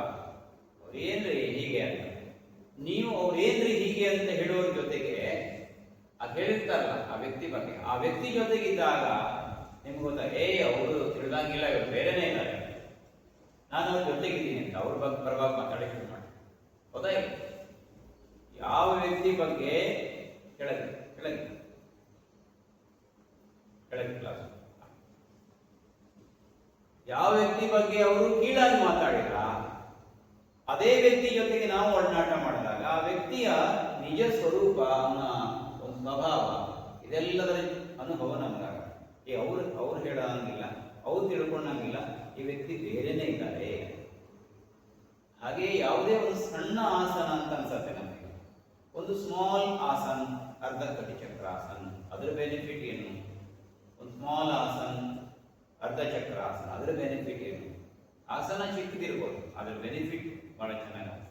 ನಾವು ಹುಡುಕಿ ಹುಡುಕಿ ಹುಡುಕಿ ಹುಡುಕಿ ನಾವು ಲಾಭವನ್ನು ಪಡಿಬೇಕು. ಗೊತ್ತಾಯ್ತಲ್ಲ? ನಾವು ಯಾವುದೋ ಒಂದು ಲಾಭ, ಆಸನದ ಲಾಭ, ಉದಾಹರಣೆ ತ್ರಿಕೋನಾಸನ ಲಾಭ ಬರೀರಿ ಅಂತ ನಿಮಗೆ ಹೇಳಿರುತ್ತೆ. ತ್ರಿಕೋನಾಸನ ಲಾಭ ಬರೀರಿ ಅಂತಂದಾಗ ನಾವೇನ್ ಮಾಡ್ತೀವಿ? ಪುಸ್ತಕ ತೆಗೆದು, ಅಥವಾ ಈಗೇನು ಏನೀಗ ತ್ರಿಕೋನಾಸನ ಅಂತ ಹೊಡೆದ್ಬಿಟ್ರೆ ಸಾಕು, ಎಲ್ಲ ಬಂದ್ಬಿಡ್ತದೆ. ತ್ರಿಕೋನಾಸನ ಮಾಡುವ ಕ್ರಮ, ಬೆನಿಫಿಟ್ ಎಲ್ಲ ಗೂಗಲ್ ಅಲ್ಲಿ ಸಿಕ್ಬಿಡುತ್ತೆ, ಯೂಟ್ಯೂಬ್ ಅಲ್ಲಿ ಎಲ್ಲ ಯೋಗ ಅಂತ ಹೊಡೆದ್ರೆ ಸಿಕ್ಬಿಡುತ್ತೆ. ಹೌದಾ? ಆದರೆ ಅದೆಲ್ಲದಕ್ಕಿಂತ ನಮಗಾದ ಲಾಭ ಬರಬೇಕು. ಹೌದಾ? ಮೊನ್ನೆ ಒಬ್ರು ಹೇಳ್ತಾ ಇದ್ದಾರೆ, ಹೋಗಿದ್ವಿ, ಅವರು ಆಯುರ್ವೇದ ಡಾಕ್ಟರ್, ಅವ್ರ ಹತ್ರ ಅವ್ರು ಮಾತಾಡ್ತಾ ಇದ್ದಾರೆ, ಈ ತರ ಮುದ್ರೆಗಳು ಮಾಡಬೇಕು, ಪ್ರತಿ ಮುದ್ರೆ ಮಾಡಬೇಕು, ವಾಯು ಮುದ್ರೆ ಮಾಡಬೇಕು, ಇದೆಲ್ಲ ಹೇಳ್ತಾ ಇದ್ದಾರೆ. ಕೊನೆಗೆ ಒಂದು ಮಾತು ಹೇಳಿದ್ರು, ಈ ಮುದ್ರೆ ಎಲ್ಲ ನಾವೇ ಮಾಡ್ಬೇಕು ಅಂತ ಕೆಲಸದವ್ರ ಹತ್ರ ಮಾಡಿಸ್ಬಿಟ್ಟಿದ್ದೆ. ಗೊತ್ತಾಯ್ತಾ? ಅದಕ್ಕೆ ನಮಗೆ ಬೇಕಾದ ಲಾಭ ಬೇಕಾದ್ರೆ ನಾವೇ ಮಾಡಿ. ಮತ್ತೇನು ಅಂದ್ರೆ, ನಾವು ನಮ್ಮ ಕೆಲಸ ಏನು, IIT-ಯಲ್ಲಿ ನಾವು ಯಾಕೆ ಬಂದಿದ್ವಿ ಅಂದ್ರೆ, IIT-ಯಲ್ಲಿ ಒಂದು ಪಯಣ ಇದೆ, ಒಂದು ಜರ್ನಿ. ಆ ಜರ್ನಿ ಯಾವ ತರ ಅಂದ್ರೆ, ಎಲ್ಲೆಲ್ಲಿ ಏನಿದೆ ಎಲ್ಲ ಹುಡುಕಾಡ್ತಾ ಹೋಗೋದೇ ಜರ್ನಿ. ಆಸನ ಅಂದ್ರೆ ಏನು, ಪ್ರಾಣಾಯಾಮ ಅಂದ್ರೆ, ಮೆಡಿಟೇಷನ್ ಅಂದ್ರೆ, ಕ್ರಿಯೆ ಅಂದ್ರೆ, ಪ್ರಾಣ ಅಂದ್ರೆ ಶರೀರದಲ್ಲಿ ಯಾವ ರೀತಿ ಕೆಲಸ ಮಾಡೋದು, ಒಂದು ಬೆನ್ನುಮೂಳೆಯ ಸ್ಥಿತಿ ಹೇಗಿರುತ್ತೆ, ಈ ಥರದ ಎಲ್ಲದರ ಬಗ್ಗೆ, ಅನಾಟಮಿ ಅಂದ್ರೆ ಶರೀರದಲ್ಲಿ ಯಾವ್ಯಾವ ಭಾಗಗಳು ಹೇಗಿರುತ್ತೆ ನಮಗೇನೆ ಸರಿ ಗೊತ್ತಾಗುತ್ತೆ. ಎಷ್ಟೋ ಜನ ಅವ್ರ ಶರೀರದ ಬಗ್ಗೆ ತಿಳ್ಕೊಳ್ಳದೆ ಹೋಗ್ಬಿಡ್ತಾರೆ, ಗೊತ್ತಾಯ್ತಲ್ಲ, ಬೇರೆಯವ್ರ ಬಗ್ಗೆನೇ ಯೋಚನೆ ಮಾಡ್ತಾ ಇರ್ತಾರೆ, ಅವ್ರು ಹಾಗೆ ಹೀಗೆ. ಅದೇ ನಮ್ಮ ಶರೀರದ ಬಗ್ಗೆ ನಾವು ಸ್ಟಡಿ ಮಾಡೋದೇ. ಅವನು ಸ್ವಲ್ಪ ಕಾಲ ಅಡ್ಡ ಹಾಕ್ತಾನೆ, ಅವ್ನು ಸ್ವಲ್ಪ ಹೀಗೆ ಮಾಡಿ ನಡೀತಾನೆ, ಅವ್ನು ಸ್ಪಟ್ಟಿದ್ದಾನೆ, ಈ ಥರದಲ್ಲಿ ಬೇರೆಯವ್ರ ಬಗ್ಗೆನೇ ಹೇಳಿ ಇವ್ರು ಸಮಯ ಮಾಡ್ತಾರೆ, ಇವ್ರ ಬಗ್ಗೆನೇ ಯೋಚನೆ ಮಾಡೋದು. ಇವ್ರು ಒಂದು ದಿವಸ ಸ್ಪಟ್ಟಾದ ಯಾರೋ ಕೊಡೋದು. ಹೌದಾ? ಅದಕ್ಕೆ ಸಮಗ್ರವಾದಂಥ ಸ್ವಾಧ್ಯಾಯ, ಸಮಗ್ರತೆ, ಇದರ ಅಧ್ಯಯನ ಆಗಿದೆ. ಒಂದು 3 ತಿಂಗಳಲ್ಲಿ ಎಲ್ಲ ಕ್ಲಾಸ್ ಅಟೆಂಡ್ ಮಾಡಿದಂತ ಒಂದು ಪಕ್ವತೆ ಬರುತ್ತೆ, ಏನೋ ಒಳಗಡೆ ಏನೋ ತುಂಬಿಕೊಂಡಿದ್ವಿ ಅಂತ. ಆ ಅನುಭವದ ಸಾರ ನಮ್ಗೆ ಗೊತ್ತಾಗುತ್ತೆ, ಒಂದು ಹೊಸ ಅನುಭವ. ಅದಕ್ಕೆ ಒಂದೊಂದೇ ಆ್ಯಡ್ ಮಾಡ್ತಾ ತುಂಬಿಕೊಳ್ತಾ ಹೋಗ್ಬೇಕು. ಯಾವಾಗಲೂ ಗಂಗಾ ನದಿಗೆ ಹೋದ್ವಿ, ಸ್ನಾನ ಮಾಡಿದ್ವಿ, ಗಂಗಾ ಯಮುನಾ ಸರಸ್ವತಿ ಸ್ನಾನ ಮಾಡಿದ್ವಿ, ಎಲ್ಲಿ ತ್ರಿವೇಣಿ ಸಂಗಮ ಸ್ನಾನ ಮಾಡುವಾಗ ಅಲ್ಲಿ ವಾಪಸ್ ಬರುವಾಗ ಸುಮ್ಮನೆ ಬರ್ತೀವಿ, ಏನು ತಗೊಂಡ್ಬರ್ತೀವಿ, ತೀರ್ಥ ತಗೊಂಡ್ಬರ್ತೀವಿ. ತೀರ್ಥ ತಗೊಂಡು ಬರುವಾಗ ಏನು ಮಾಡ್ತಾರೆ, ಕೆಲವರು ಇಟೇ ಸಣ್ಣ ಡಬ್ಬ ತಗೊಂಡು, ಕೆಲವರು ಸಣ್ಣ ಬಿದಿಗೆ ತಗೊಂಡು, ಕೆಲವರು ಕ್ಯಾನ್ ತಗೊಂಡು ಹೋಗ್ತಾರೆ, ಕ್ಯಾನ್ ತಗೊಂಡು. ಯಾರ್ಯಾರು ಏನೇನು ತಗೊಂಬರ್ತಾರೆ, ಹೆಚ್ಚೇನು ತಗೊಂಡ್ಬರ್ತಾರಲ್ಲ ಅವರು ಯಾಕೆ ತಗೊಂಡ್ಬರ್ತಾರೆ, ಬೇರೆಯವರಿಗೆಲ್ಲ ಹಂಚಬೇಕು ಅಂತ ತಗೊಂಡ್ಬರ್ತಾರೆ. ಕೆಲವರು ಏನೋ ಸಾಕಪ್ಪ ನಮಗಟ್ಟೆ ಸಾಕು, ಪಕ್ಕದ ಮನೇಲಿ ಒಂದು ಸ್ವಲ್ಪ, ಈ ಕಡೆ ಒಂದು ಸ್ವಲ್ಪ ಸಾಕು ನಮಗೆ, ಈ ಥರ ಸಂಕುಚಿತ ಭಾವ. ಅಂದರೆ ಪಾತ್ರ ದೊಡ್ಡದು ಮಾಡ್ಕೋಬೇಕು. ಹೇಗೆ ಗಂಗಾ ನದಿಗೆ ಹೋಗಿ ದೊಡ್ಡ ದೊಡ್ಡ ಪಾತ್ರೆಯಲ್ಲಿ ಗಂಗಾ ಜಲ ತರ್ತಾರಲ್ಲ, ಹಾಗೆ ಯೋಗದ ಗಂಗಾ ಅದನ್ನು ತಗೊಳ್ಬೇಕಾದ್ರೆ ನಮ್ಮ ಪಾತ್ರ ದೊಡ್ಡದು. ಪಾತ್ರ ಎಷ್ಟು ದೊಡ್ಡದು ಮಾಡ್ತೀವಿ ಆವಾಗ ನಮಗೆ ಲಾಭ. ತೆರೆದ ಮನಸ್ಸು. ಹೌದಲ್ಲ? ಈಗೆಲ್ಲ ನೆನೆ ಹಾಕ್ತಾರೆ, ಕಾಳು ನೆನೆ ಹಾಕ್ತೀವಲ್ಲ. ನಾಳೆ ಸಾಂಬಾರು ಮಾಡಬೇಕಾದ್ರೆ, ನಾಳೆ ಬಾಜಿ ಮಾಡಬೇಕಾದ್ರೆ ಮೊದಲ ದಿವಸ ಏನು ಮಾಡ್ತೀವಿ, ನೆನೆ ಹಾಕ್ತೀವಿ. ಕಡಲೆಕಾಳು ಇರ್ಬೋದು, ಹೆಸರು ಕಾಳು ಇರ್ಬೋದು, ಯಾವುದು ನೆನೆ ಹಾಕಿದ ನಂತರ ಡೈರೆಕ್ಟ್ ಕ್ಲೀನ್ ಮಾಡಿ ಹಾಕ್ಬಿಡ್ತೀವಿ. ಅದ್ರಲ್ಲಿ ನೋಡ್ತೀವಿ ಯಾವ್ಯಾವ ಸರಿ ಇದೆ. ಅದರಲ್ಲಿ ಯಾವುದೋ ಒಂದು ಕಟ್ಟಿ ಇರುತ್ತೆ, ಅದನ್ನು ನೆನೆಯೋದೇ ಇಲ್ಲ. ಅದನ್ನು ಹಾಕ್ತೀವ ನಾವು, ಇಲ್ಲ ತೆಗೆದು ಹಿಂಗ. ಯಾಕೆ ಕಲ್ಲಿಗೆ ಏನಾದ್ರು ಸಿಕ್ಕದು ಮತ್ತು ಡೆಂಟ್ ಇದಕ್ಕೆ ಹೋಗ್ಬೇಕು, ಯಾರು ಲಕ್ಷ್ಮಿಯವರ. ಹೌದಾ? ಹಾಗಾಗಿ ಸ್ವಲ್ಪ ಯೋಚನೆ ಮಾಡಿ. ಹಾಗೆ ನಾವು ಹೇಗಿರ್ಬೇಕು ಅಂದರೆ, ಕಾಳು ಹೇಗೆ ನೀರು ಹೀರ್ಕೊಳ್ತದಲ್ಲ ಆ ಥರ ಹೀರ್ಕೊಳ್ಬೇಕು ಎಲ್ಲ ವಿಷಯ. ಅಂದರೆ ದಪ್ಪಾಗುವುದಲ್ಲ, ನೆನ್ಪಿಟ್ಕೊಳ್ಬೇಕು. ದಪ್ಪಾಗುವುದಲ್ಲ, ಹೀರ್ಕೊಳ್ಳುವಂಥ ಗುಣ, ಎಲ್ಲವನ್ನ ತಿಳ್ಕೊಳ್ಳುವಂಥ ಗುಣ, ಅದನ್ನು ಬೆಳೆಸ್ಕೊಳ್ಬೇಕು. ಎಲ್ಲರಿಗೂ ಒಂದೊಂದು ಡೈರಿ ಕೊಡ್ತೀವಿ. ಆ ಡೈರಿಯಲ್ಲಿ ನಾವು ಹೇಳಿರುವಂಥ ಎಲ್ಲ ಅಂಶಗಳನ್ನು ನೋಟ್ ಮಾಡಬೇಕು. ಎಕ್ಸಾಮ್ ಅದ್ರ ಬಗ್ಗೆನೇ ಇರುತ್ತೆ, ನೆನಪಿಟ್ಕೊಳ್ಳಿ. ಯಾವುದೇ ಪುಸ್ತಕ ಓದಬೇಕಂತ ಅವಶ್ಯಕತೆ ಇಲ್ಲ. ನಾವಿಲ್ಲಿ ಹೇಳಿರುವುದೇ ಪರೀಕ್ಷೆ ಬಿಡೋದು, ಬರೀದು. ಯಾವುದೇ ಪುಸ್ತಕ ಓದ್ಬಿಡ್ಬೇಕಂತಿಲ್ಲ. ಯೋಗ ಪ್ರವೇಶ ಅಂತ ಪುಸ್ತಕ ಇದೆ, ಅದು ಬೇಕಾದ್ರೆ ನಿಮ್ಗೆ ಕರ್ಸ್ಕೊಡ್ತೀನಿ, ಅದನ್ನು ರೆಫರ್ ಮಾಡಿ. ಅದು ಚೆನ್ನಾಗಿದೆ. ಎಲ್ಲರ ಪುಸ್ತಕ ಇಟ್ಕೊಬೇಕು, ಅದರಲ್ಲಿ ಸ್ವಲ್ಪ ಎಲ್ಲ ವಿವರಣೆಗಳಿವೆ. ಯಾವುದು ಯೋಗ ಪ್ರವೇಶ ಬಹಳ ಒಳ್ಳೆಯ ಪುಸ್ತಕ. ನಾವೆಲ್ಲ ಅದೇ ರೆಫರ್ ಮಾಡಿ ಶಿಕ್ಷಕರಾಗಿದ್ದೀವಿ. ಬಹಳ ಚೆನ್ನಾಗಿದೆ. ಅದಕ್ಕೆ ಯಾರಾದರೂ ಬೇಕಾದರೆ ಮುಂಚೆನೇ ಹೇಳಬೇಕು. ಅದನ್ನು ಒಂದು ಕಡೆ ಸಿಗತ್ತೆ, ಈಗ ಸಿಗಲ್ಲ, ತರಿಸ್ಕೊಡ್ತೀವಿ. ಈಗ ನೇರ ಮಾಡಿ, ನೇರ ಮಾಡಿ, ಕೈಯಿಂದ ಪಾದ ಸೀನ ಮಾಡಿ, ಸ್ವಲ್ಪ ಹಾಗೆ ತಲೆಯಿಂದ ಎರಡು ಕೈ ಗೋಮುಖಾಸನ ಮಾಡಬೇಕು. ಬಲಗಾಲ ನಡೆಸ್ಕೊಳ್ಳಿ, ಎಡಗಾಲ ಮೇಲೆ ಹೀಗೆ ಗೋಮುಖಾಸನದ ಸ್ಥಿತಿ ಮಾಡಬೇಕು. ಗಟ್ಟಿ ಕೆಳಗಡೆ ನೋಡಿ, ಎರಡೂ ಮೊಣಕಾಲು ಮತ್ತು ನಿಮ್ಮ ಮುಖ ಒಂದೇ ಲೈನಲ್ಲಿ ಬರಬೇಕು, ಒಂದೇ ಲೈನಲ್ಲಿ ಬರಬೇಕು. ಮಾಡಿ, ಗಟ್ಟಿ ಎಳಬೇಕು. ಸ್ವಲ್ಪ ಬಟಕೆತಿ ಮೇಲೆ, ಪಾದ ಮೇಲೆ ಕೈ ಇಟ್ಕೊಳ್ಳಿ, ಪಾದ ಮೇಲೆ ಕೈ ಇಟ್ಕೊಳ್ಳಿ, ಬಟಕೆತಿ ಮೇಲೆ ಸ್ವಲ್ಪ ಕೆಳಗೆ, ಎರಡು ಪಾದ ಮೇಲೆ ಕೈ ಇಟ್ಕೊಂಡು ಸ್ವಲ್ಪ ಕೆಳಗೆ ಹಾಗೆ ಕೂತ್ಕೊಳ್ಳಿ. ಮತ್ತೆ ಪಾದವನ್ನು ಒತ್ತಬೇಕು, ಕೈಯಿಂದ ಒತ್ತಿ ಈಗ ಕೂತ್ಕೊಳ್ಳಿ, ಕೆಳಗಡೆ ಕೂತ್ಕೊಳ್ಳಿ, ಹಿಂದ್ಗಡೆ. ಪಾದ ಒತ್ತು. ಈಗ ನೋಡಿ, ಎರಡು ಮೊಣಕಾಲು ಮುಖ ಒಂದೇ ಬರಬೇಕು, ಆ ಕಡೆ ಈ ಕಡೆ ಬರಬಾರ್ದು, ಒಂದೇ ನೇರದಲ್ಲಿ ಬರಬೇಕು. ಎಲ್ಲಿ ಬಂದಿದೆ? ಆ ಕಡೆ ಈ ಕಡೆ ಆಗಿದೆಯಲ್ಲ.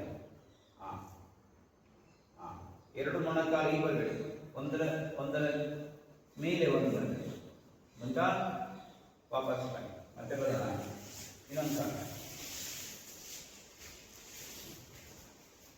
ಹಾಗೆ ಮತ್ತೆ ಕೂತ್ಕೊಳ್ಳಿ. ಹಾಗೆ ಎರಡೂ ಮೊಣಕಾಲನ್ನ ಒಂದೇ ಲೈನಲ್ಲಿ ಬರಬೇಕು. ನೋಡ್ಕೊಳ್ಳಿ,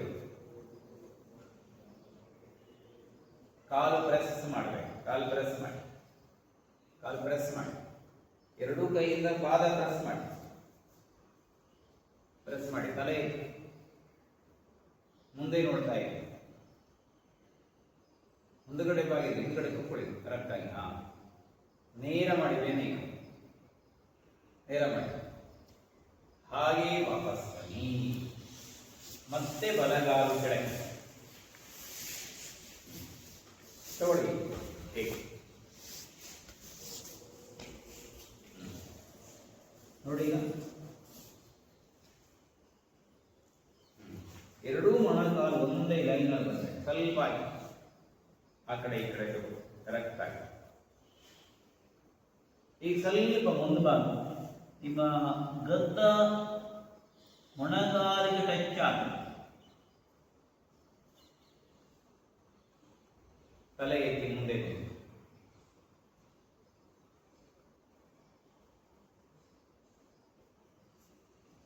ಮುಂದಾಯ್ತು ಎಲ್ಲರೂ. ಮೇಲ್ ಬಂದಾಯ್ತು, ಅಲ್ಲೇ ಹೋದಾಗ ಅಲ್ಲೇ ಎದ್ದು ಬಿಡ್ಬೇಕಂತ ನೇರ ಮಾಡಿ. ಆಯ್ತಾ? ಇದು ಗೋಮುಖಾಸನದ ಸ್ಥಿತಿ. ನೋಡಿ, ಗೋಮುಖಾಸನ ಅಂದ್ರೆ ನಾವೆಷ್ಟು ಕಷ್ಟಪಡ್ತಾ ಇದೀವಿ ನೋಡಿ. ಹಿಂದೆಗಡೆಲ್ಲ, ಹಿಂದೆಲ್ಲ ಹಳ್ಳಿಲೆಲ್ಲ ಹೀಗೆ ಹರಟೆ ಹೊಡಿತಾ ಕೂತಿರ್ತಾರೆ ನೋಡಿ. ಎಲೆ ಅಡಿಗೆ ಹಿಡ್ಕೊಂಡು ಕೂತಿರ್ತಾರೆ, ಹೌದಾ ಇಲ್ಲ? ಕೆಲವರು ಈ ಕಾಲ ಮೇಲೆ ಕಾಲ, ಕೆಲವರು ಪಂಚಾಯತ್ ಕಟ್ಟೆಲೆಲ್ಲ ಕೂತಿರ್ತಾರೆ, ಕೆಲವರೆಲ್ಲ ಗೌಡರೆಲ್ಲ ಹೀಗೆ ಎಲ್ಲ ನಿರ್ಣಯ ಮಾಡೋದೆಲ್ಲ ಹೀಗೆ ಕೂತ್ಕೊಂಡು ನಿರ್ಣಯ ಮಾಡ್ತಾರೆ, ಹೌದಾ ಇಲ್ಲ? ನಾವು ನಿರ್ಣಯ ಮಾಡೋದು ಇದ್ರ ಬಗ್ಗೆ ನಿರ್ಣಯ ಮಾಡೋದೇ ಕಷ್ಟ ಇದೆ, ಕಾಲಿನ ಬಗ್ಗೆ ಅಲ್ವಾ? ಕಾಲು ಯಾಕೆ ಹಿಂಗಾಯ್ತು ಅಂತ ಈಗ ಇದು ಒಂದು ಪ್ರಶ್ನೆನೇ ನಮಗೆ. ಯಾಕೆಂದ್ರೆ ಇದು ಉತ್ತರ ಸಿಗುವವರೆಗೂ ಕೂಡ ಮಾಡ್ತಾ ಇರ್ತಾರೆ. ಅದು ಪ್ರಶ್ನೆಯಾಗಿ ಉಳಿಬಾರ್ದು, ಆನ್ಸರ್ ಆಗ್ತದೆ. ಈಗ ಯಾವ ಕಾಲು ಕೆಳಗಡೆ ಇದೆ ನೋಡಿ, ಯಾವ ಕಾಲು ಕೆಳಗಿದೆ? ಈಗ ಬಲಗಾಲು ಕೆಳಗಿದೆ ಅಲ್ವಾ? ಯಾವಾಗಲೂ ಒಂದು ಸೂತ್ರ ಇರುತ್ತೆ, ಏನು ಅಂದ್ರೆ ಗೋಮುಖಾಸನದಲ್ಲಿ ಯಾವ ಕಾಲು ಕೆಳಗಡೆ ಇದೆ ಆ ಕೈ ಎತ್ತಬೇಕು. ಎತ್ತಿ ಮೇಲಕ್ಕೆ, ಹಾಗೆ ಎಡಗೈ ನಿಧಾನ ಕೆಳಗಡೆಯಿಂದ ಮೇಲಕ್ಕೆ ಹಾಗೆ ಇಟ್ಕೊಳ್ಳಿ, ಗಟ್ಟಿಗೆ ಇಟ್ಕೊಳ್ಳಿ. ಮುಂದೆ ನೋಡಿ, ಮುಂದಾಗಿ ನೋಡಿ, ಸಿಕ್ಕ ಕೈ ನಿಧಾನ ಹಾಗೆ ಸೈಡ್ ಬೆಂಡಿಂಗ್, ವಾಪಸ್ ಹಾಗೆ ಸೈಡ್ ಬೆಂಡಿಂಗ್, ವಾಪಸ್ ಮತ್ತೆ exhale, inhale, exhale. exhale, inhale, exhale, inhale, exhale, inhale. ಹೆಬ್ಬೆರಳನ್ನ ಇಟ್ಕೊಳ್ಳಿ, ಗಟ್ಟಿ ಹೇಳ್ಕೊಳ್ಳಿ ನಿಮ್ಮ ಕಡೆಗೆ, ನೇರ ಮಾಡಿ. ಈಗ ಪಾದಕ್ಕೆ ಲಾಕ್ ಮಾಡಿ, ನೇರ ಮಾಡಿ ಬೆನ್ನು, ಇನ್ನು ಸ್ವಲ್ಪ ನೇರ ಮಾಡಿ, ತಲೆ ಎತ್ತಿ ಮೇಲೆ ನೋಡಿ, ಸ್ವಲ್ಪ ಮೇಲೆ, ಈಗ ಸ್ವಲ್ಪ ಮುಂದೆ ಬಾಗಿ ಸ್ವಲ್ಪ ಕೆಳಗಡೆ ತಲೆ ಎತ್ತಿ, ಸ್ವಲ್ಪ ಕೆಳಗಡೆ ಹೋಗಿ ಫ್ರೀ ಬಿಡಿ, ಸ್ವಲ್ಪ ಕೆಳಗೆ ಎಕ್ಸೆಲ್ ಮಾಡುವ, ಸ್ವಲ್ಪ ಕೆಳಗೆ, ಹಾಗೆ ವಾಪಸ್ ಬನ್ನಿ. ಈಗ ನಿಧಾನ ನೀರನ್ನು ತಗೊಂಡು ಮುಂದೆ ನೇರ ನೇರ ಮಾಡಿ, ರೈಟ್. ಸುಖಾಸನದಲ್ಲಿ ನೋಡಿ, ಬದ್ಧ ಕೋನಾಸನ ನಾವು ಮಾಡುವಾಗ ಅದಕ್ಕೆ ಸ್ವಲ್ಪ ತಯಾರಿ ಮಾಡಬೇಕು. ತಯಾರಿ ಮಾಡಿಕೊಂಡು ಬದ್ಧ ಕೋನಾಸನ ಮಾಡಿದ್ರೆ ನಾವು ಸುಲಭವಾಗಿ ಕೆಳಗಡೆ ಹೋಗ್ತೀವಿ. ಬದ್ಧ ಕೋನಾಸನ ಮಾಡಲಿಕ್ಕೆ 3 ಜಾಯಿಂಟ್ಗಳು ಕಾಪರೇಟ್ ಮಾಡಬೇಕು. ಯಾವ ಜಾಯಿಂಟ್ ಅದು? ಇಲ್ಲಿ ಜಾಯಿಂಟ್, ನೀ ಜಾಯಿಂಟ್, ಆಂಕಲ್. ಈ 3 ಜಾಯಿಂಟ್ಗಳು, ಆಂಕಲ್ ಅಂತದೇನಿಲ್ಲ, ಆದರೂ ಕೂಡ ಕೆಲವರಿಗೆ ಆಂಕಲ್ ಜಾಯಿಂಟ್ ಫ್ರೀ ಇರುತ್ತೆ, ಪಾದ ಇರ್ತದೆ. ಅದಕ್ಕೆ 3 ಜಾಯಿಂಟ್ ಫ್ರೀ ಮಾಡಿಕೊಡೋದು ಸ್ವಲ್ಪ ಅಭ್ಯಾಸ ಮಾಡೋಣ ಇವತ್ತು. ಹಾಗೆ ಕಾಲು ನೇರ ಮಾಡಿ, ನೇರ ಹೆಬ್ಬೆರಳನ್ನು ಇಟ್ಕೋಬೇಕು, ಆಯ್ತಾ? ಸುತ್ತೀಗ 1 2 3 4 5 6 एंटी क्लॉकवाइज 1 2 3 4 5 6. रिलैक्स, थोड़ी मड़े 1 2 3 4 5 6 एंटी क्लॉकवाइज 1 2 3 4 5 6. रिलैक्स. ಎರಡು ಜಾಯಿಂಟ್ಗೂ ಇದು ಲಾಭ ಆಗುತ್ತೆ.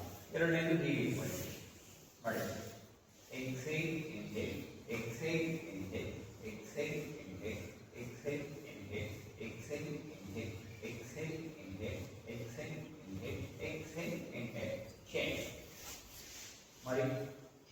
Exhale inhale, exhale inhale, exhale inhale, exhale inhale, exhale inhale, exhale, inhale, exhale, inhale, exhale, inhale. Relax.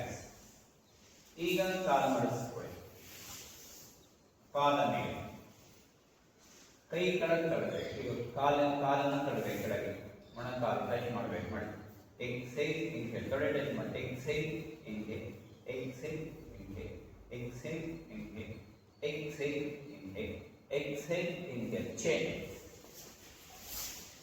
ಮಾಡಿ. exhale, inhale, exhale, inhale, exhale, inhale, exhale, inhale, exhale, inhale, exhale, inhale.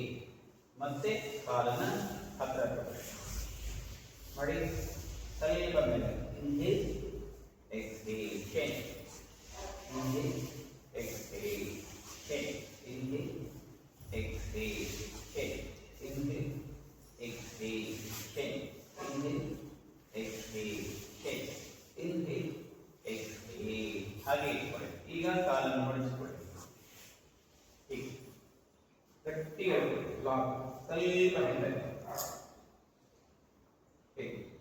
ಸುತ್ತಿ 1 2 3 4 5 6 anti clock 1 2 3 4 5 6.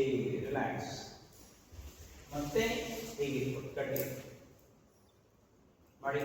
1 2 3 4 5 6 anti clock 1 2 3 4 PAN ಶೇ relax.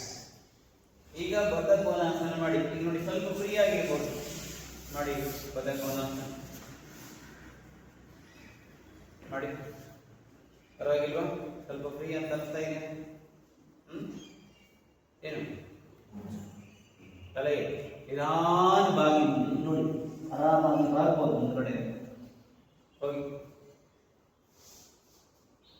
ವಾಪಸ್ ಬನ್ನಿ, relax. Free ಆಯ್ತಲ್ವಾ? ನೋಡಿ, ಇಷ್ಟೇ ಸಣ್ಣ ಪ್ರಯತ್ನ ಮಾಡಿದ್ವಿ. ಆ ಸಣ್ಣ ಪ್ರಯತ್ನದಿಂದಲೇ ಇಷ್ಟು ದೊಡ್ಡ ರಿಸಲ್ಟ್ ಸಿಗುತ್ತೆ. ಮಾಡಿ ಮುಂದೆ ಬರುವಂಥದ್ದು ಇದಕ್ಕೆ ಹೊಂದಿಕೊಂಡಿರುವಂಥದ್ದು ನೋಡಿ. ವಜ್ರಾಸನ, ವೀರಾಸನ, ಆಮೇಲೆ ಯಾವ ಆಸನ ಮಾಡಿದ್ವಿ? ಗೋಮುಖಾಸನ ಮಾಡಿದ್ವಿ, ಬದ್ಧ ಕೋನಾಸನ ಮಾಡಿದ್ವಿ. ಇದೆಲ್ಲವೂ ಕೂಡ ನಮ್ಮ ಹಿಪ್ ಮತ್ತು ನೀ ಜಾಯಿಂಟ್ ಮತ್ತು ಪಾದದ ಗಂಟು, ಆಂಕಲ್ ಜಾಯಿಂಟ್ಗೆ ಸಂಬಂಧಪಟ್ಟಂತೆ. ಈಗ ಬಲಗಾಲ ಮಾಡಿಸ್ಕೊಡಿ. ಪದ್ಮಾಸನ ಮಾಡಬೇಕು. ಈಗ ಬಲಗಾಲ ಎಡಗಾಲ ಮೇಲೆ,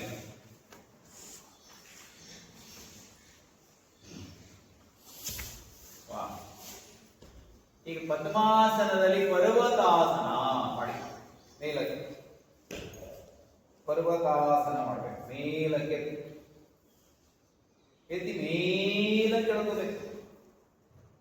ಇನ್ನಷ್ಟು ಕೈ ನೇರ ಮಾಡಬೇಕು. ನಾವು ಎತ್ತಿ ಮೇಲೆ ಸ್ವಲ್ಪ ಕೈ ನೇರ ಮಾಡಿ, ಇನ್ನೂ ಎತ್ತಿ ಮೇಲಕ್ಕೆ ಎತ್ತಾ ಇದೆ, ಮೇಲಕ್ಕೆ ಇಳಿತಾ ಇದೆ, ಇನ್ನೂ ಮೇಲಕ್ಕೆ ಎಳ್ಕೊಳ್ಳಿ. ನಿಧಾನಕ್ಕೆ ವಾಪಸ್ ಕೆಳಕ್ಕೆ ರಿಲ್ಯಾಕ್ಸ್ ನೋಡಿ. ಪದ್ಮಾಸನ ಅಲ್ವಾ? ಪದ್ಮಾಸನದಲ್ಲಿ ಪರ್ವತಾಸನ. ಪರ್ವತಾಸನ ಅಂದ್ರೆ ಎತ್ತರ, ಇನ್ನೂ ಎತ್ತರ ಕೇಳ್ತಾ ನೋಡಬೇಕು. ನಾವು ಸ್ವಲ್ಪ ಹೀಗೆ ಅಂದ್ಬಿಟ್ರೆ ಗುಡ್ಡ ಟೈಪ್ ಕಾಣುತ್ತೆ. ಪರ್ವತ ಅಂದ್ರೆ ಮೊನಚು, ಒಂದು ಚೂಪ, ಗೊತ್ತಾಯ್ತಾ? ಹೀಗೆ ನಾವೆಲ್ಲ ಇದರಲ್ಲೆಲ್ಲ ಸೀನೆಲ್ಲ ನೋಡಿದ್ವಿ, ಹೇಗಿರುತ್ತೆ? ಹೀಗೆ ಈ ತರ ಇರುತ್ತೆ. ಪರ್ವತದ ಹಾಗೆ ಅಷ್ಟು ಎತ್ತರಕ್ಕೆ ಶರೀರ ಬೆಳೆಯಲಿಕ್ಕೂ ಅನುಕೂಲ, ಮತ್ತು ಆ ಒಂದು ಕಾನ್ಸೆಪ್ಟ್ ಇಟ್ಕೊಂಡು ನಾನು ಪರ್ವತದ ಹಾಗೆ ಇದ್ದೀನಿ ಅನ್ನುವ ಭಾವನೆ. ಈಗ ಕಾಲು ಚೇಂಜ್ ಮಾಡಿ, ನಂತರ ಮಾಡಿ ಹಾಗೆ ಮೇಲಕ್ಕೆ. ಈಗ ಎರಡು ಕೈ ನಿಧಾನ ಮತ್ತೆ ಮೇಲಕ್ಕೆ ಮೇಲಕ್ಕೆ ಎಳ್ಕೊಳ್ಳಿ. ಟಚ್ ಮಾಡಿ ಮೇಲಕ್ಕೆ ಎಳ್ಕೊಳ್ಳಿ. ಇನ್ನು ಸ್ವಲ್ಪ ಹೇಳಿ ನೇರ ಮಾಡಿ.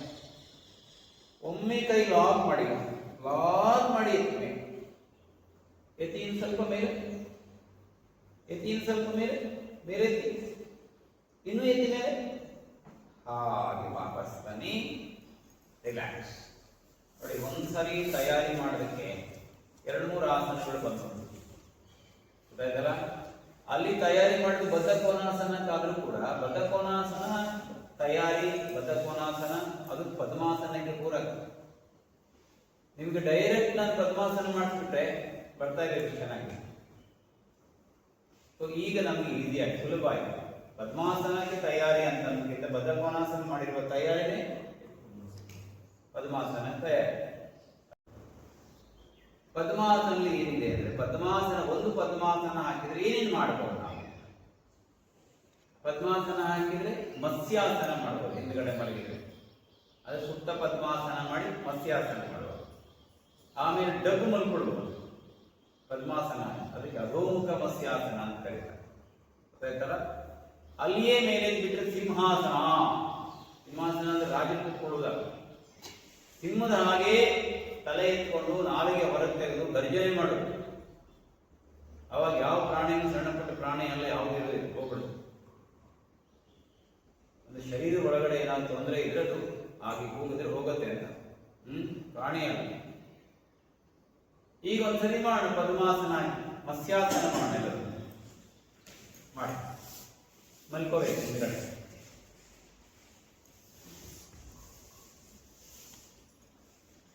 ಮಲಗಿ ಹಾಗೆ ಮಲ್ಕೋಬೇಕು. ಎರಡು ಕೈ ನೇರ ಮಾಡಬೇಕು. ಒಂದು ಸುತ್ತ ಪದ್ಮಾಸನ ಮಾಡಿ, ಸುತ್ತ ಪದ್ಮಾಸನ.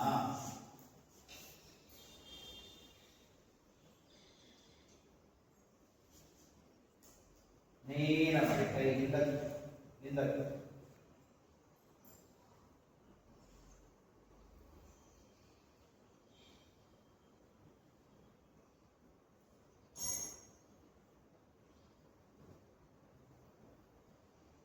ಈಗ ಕೈ ಹಿಂದುಗಡೆ ಇಟ್ಕೊಂಡು ತಲೆಯಿಂದ ನಡುನತ್ತಿಯ ಭಾಗವು ಹಾಗೆ ಕಾಲನ್ನ ಹೆಬ್ಬೆರಳು ಇಟ್ಕೊಂಡು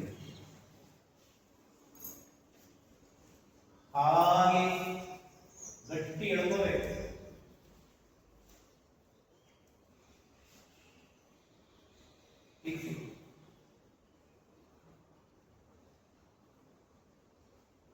ನಿಧಾನಕ್ಕೆ ವಾಪಸ್ ಬನ್ನಿ. ಕಾಲು ಸಪಾಟಿಗೆ ಆಯ್ತಾ. ಈಗ ಅಲ್ಲಿ ಕಾಲು ಚೇಂಜ್ ಮಾಡ್ಬೇಕು. ಕಾಲು ಚೇಂಜ್ ಮಾಡ್ಬೇಕು. ಯಾವಾಗ ಬಲಗಾಲ ಹಾಕಿದ್ರೆ ಈಗ ಎಡಗಾಲ ಹಾಕ್ಬೇಕು. ಹಾಗೆ ಪದ್ಮಾಸನ ಮಲ್ಕೊಂಡು ಪದ್ಮಾಸನ ಇದೆಯಾ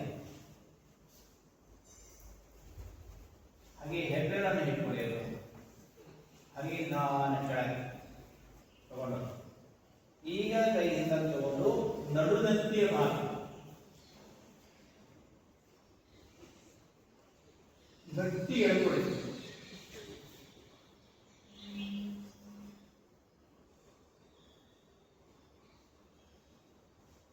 ಹಾಗೆ ಇಟ್ಕೊಂಡು ಕೂಡಿ ವಾಪಸ್ ರಿಲ್ಯಾಕ್ಸ್. ಕಾಲು ನಡುವೆ ಗ್ಯಾಪ್.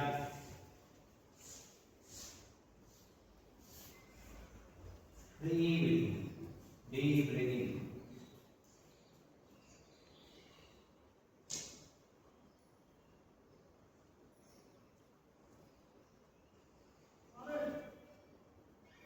ಹಾಗೆ ವಾಪಸ್ ಮೇಲೆ ಬನ್ನಿ.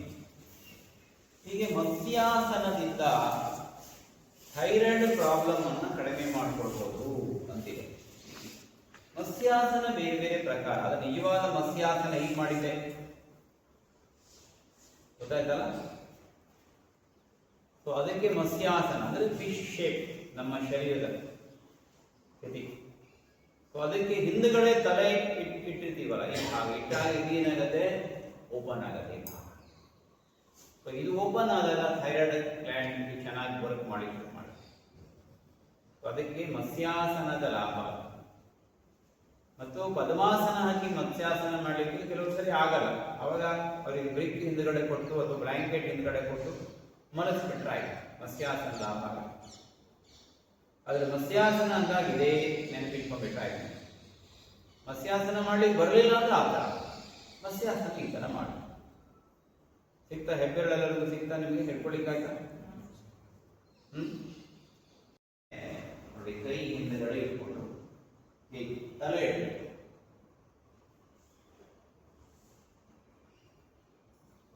ಇದು ಮತ್ಸ್ಯಾಸನವೇ. ಮಾಡಿ ಒಂದ್ಸರಿ.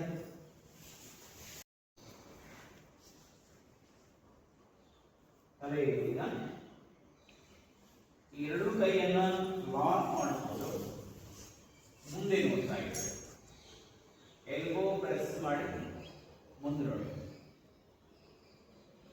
ಮುಂದೆ ನೋಡ್ತಾ ಇದ್ದಾರೆ. ಶೋಲ್ಡರ್ ಬ್ಲೇಡ್ ಓಪನ್ ಆಗಿದೆ. ಈ ಎರಡು ಕೈ ಪ್ರೆಸ್ ಮಾಡಿ ಮುಂದೆ ನೋಡಿ. ಈಗ ಕೈ ನೇರ ಮಾಡಿ ಭುಜಂಗಾಸನದ ಸೆಕೆಂಡ್ ಸ್ಟೆಪ್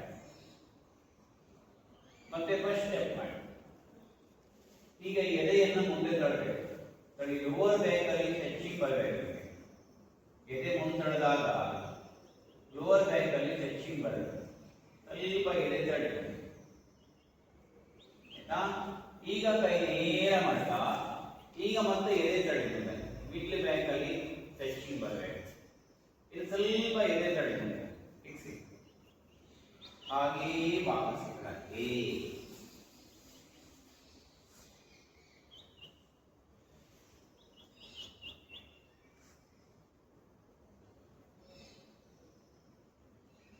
ಎರಡು ಕೈ ಎದೆ ಪಕ್ಕ. ಈಗ ಭುಜಂಗಾಸನದ ಥರ್ಡ್ ಸ್ಟೆಪ್ ಮಾಡಬೇಕು. ಎರಡು ಕೈ ಎದೆ ಪಕ್ಕ ಉಟ್ಕೊಳ್ಳಿ. ಈಗ ಒಮ್ಮೆ ಉಸಿರನ್ನು ಹೊರಗೆ ಬಿಟ್ಟು ನಿಧಾನ ಹಾಗೆ ಮೇಲಕ್ಕೆ ಎತ್ತಿ ಮೇಲೆ ಮೇಲ್ ನೋಡಿ, ಮೇಲಕ್ಕೆ ನೋಡಿ.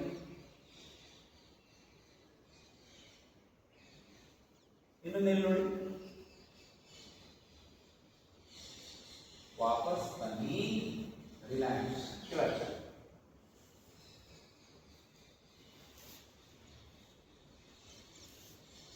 ಕೈ ಹಾಗೆ ಇಟ್ಕೊಳ್ಳಿ. ಮೊದಲನೇದಾಗಿ ಭುಜಂಗಾಸನ, ಶಲಭಾಸನದ ಉಲ್ಟಾ ಪೊಸಿಷನ್. ಗೊತ್ತಾಯ್ತಲ್ಲ? ಶಲಭಾಸನದಲ್ಲಿ ಕಾಲೆತ್ತೀವಿ, ಉಳಿದ ಭಾಗ ಕೆಳಗಡೆ ಇದೆ, ಕಾಲು ಮಾತ್ರ ಎತ್ತೀವಿ. ಗೊತ್ತಾಯ್ತು? ಎರಡು ಕಾಲು ಎತ್ತೀವಿ. ಭುಜಂಗಾಸನದಲ್ಲಿ ಶಲಭಾಸನ ಎತ್ತಿರುವ ಕಾಲಲ್ಲೇ ಇರುತ್ತೆ, ಎತ್ತದೇ ಇರುವ ಭಾಗ ಅದು ಭುಜಂಗಾಸನ ಆಗುತ್ತೆ. ಎತ್ತದಾಗಿ ನೆನಪಿಟ್ಕೊಳ್ಬೇಕು. ಅದಕ್ಕೆ ಮುಂದಿನ ಪಾರ್ಟಿ ಎತ್ತುವಾಗ ಕಾಲು ಎರಡು ಹೇಗಿರಬೇಕು? ಹೇಗಿರ್ಬೇಕು? ಎರಡು ಹೀಗಿರ್ಬೇಕು, ಹೀಗಿರ್ಬೇಕು. ಹೀಗಿಟ್ಟು ಒಳ್ಳೆಯದು ಅಲ್ವಾ? ಹೀಗಿಟ್ಟು ಒಳ್ಳೆಯದು ಅಥವಾ ಹೇಗಿರ್ಬೇಕು? ಹಾಗೆ ಇದೆಲ್ಲರೂ ಸೇರಿ ನಿಶ್ಚಯ ಮಾಡು. ಕಾಲೆರಡು ಹೊರಗಡೆ ಇರಬೇಕು. ನೋಡಿ, ಅಲ್ಲಿ ಕಾಲು ನೋಡಿ ಜೋಡಿಸ್ಕೊಂಡೇ ಇರಬೇಕು. ನೋಡ್ಕೊಳ್ಳಿ, ನೀವು ಮಾಡಬೇಡಿ. ನೋಡಿ, ಪಾದ ಅಲ್ಲಿ ಜಾಯಿಂಟ್ ಹಾಕೊಂಡೇ ಇರಬೇಕು.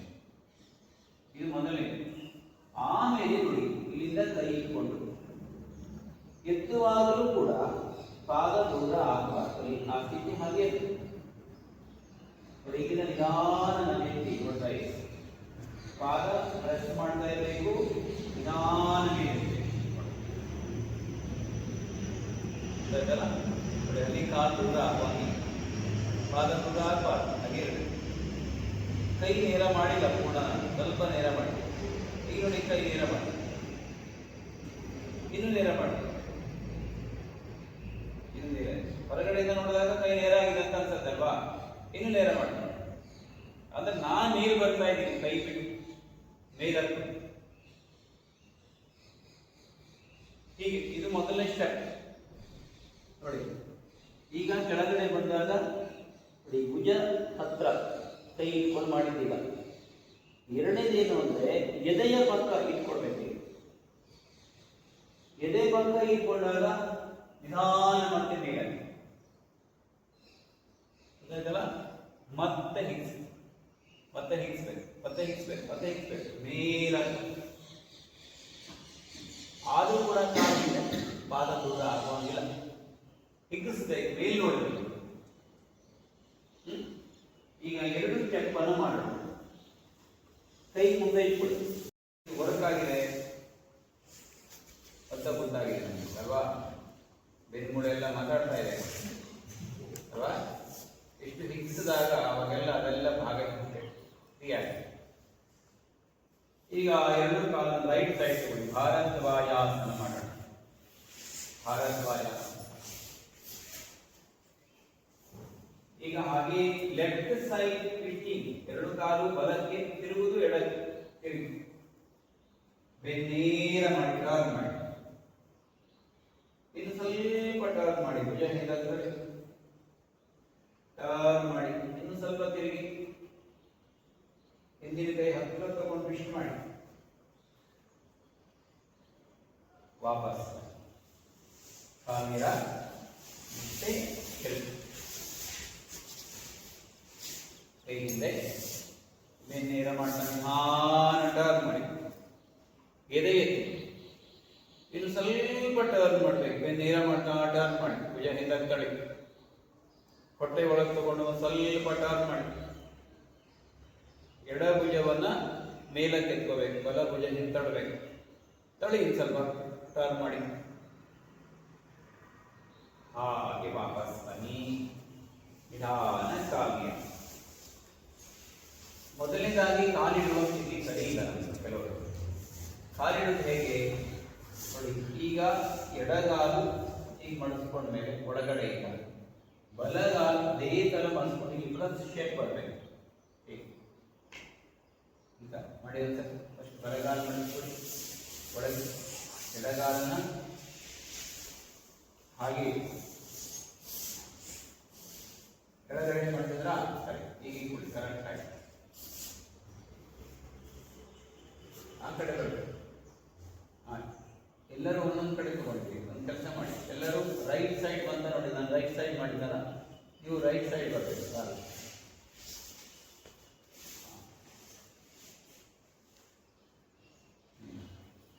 ಈಗ ನೋಡಿ, ಮೊಣಕಾಲು ಈ ಕಡೆ ಮುಖ ಇದೆ, ನಿಮ್ಮ ಮೊಣಕಾಲು ಡೈರೆಕ್ಷನ್ ನಿಮ್ಮ ಮ್ಯಾಟಿನ ಏರದಲ್ಲಿ ಇರಬೇಕು.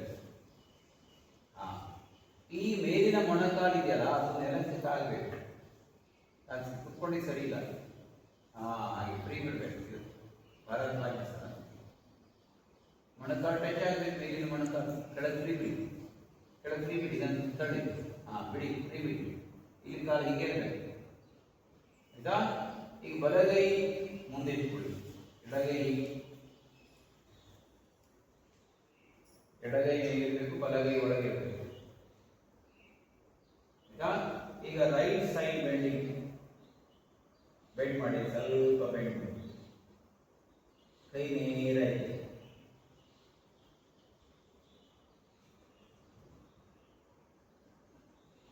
ಸ್ವಲ್ಪ ಪಕ್ಕಕ್ಕೆ ಹೋಗಿ ಡೀಪ್ ಬ್ರೀದಿಂಗ್ ಮಾಡಿ.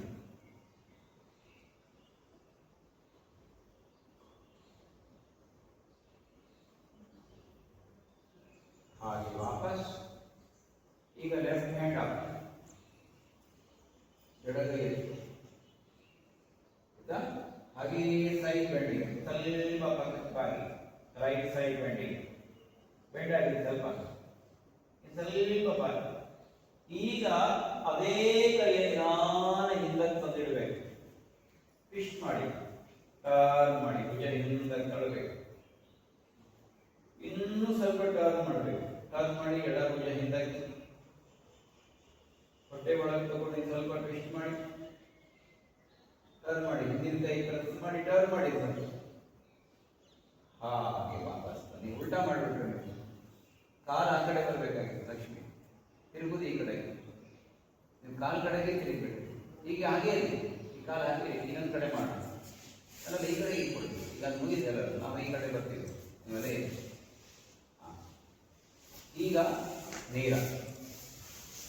ಈಗ ಬಲಗಾಲು ಫಸ್ಟ್ ಮಾಡಿಸ್ಕೊಂಡು ಎಡಗಾಲ ಮೇಲೆ ಕೂತ್ಕೊಳ್ಳಿ, ಕರೆಕ್ಟ್ ಆಗಿ ಆಯ್ತಾ. ಹಾಗೆ ಈಗ ಎಡಗೈ ಒಳಗೆ, ಬಲಗೈ ಮೇಲ್ಗಡೆ. ಈಗ ಲೆಫ್ಟ್ ಸೈಡ್ ಬೆಂಡಿಂಗ್, ಎಡದ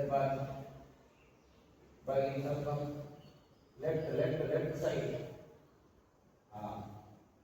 ಹೋಗಿ, ಸ್ವಲ್ಪ ಬಾಗಿ ಬಂದು, ಸ್ವಲ್ಪ ಬಾಗಿ ಡೀಪ್ ಬ್ರೀದಿಂಗ್ ಮಾಡಿ. ಈಗ slowly ರೈಟ್ ಹ್ಯಾಂಡ್ ಅಪ್,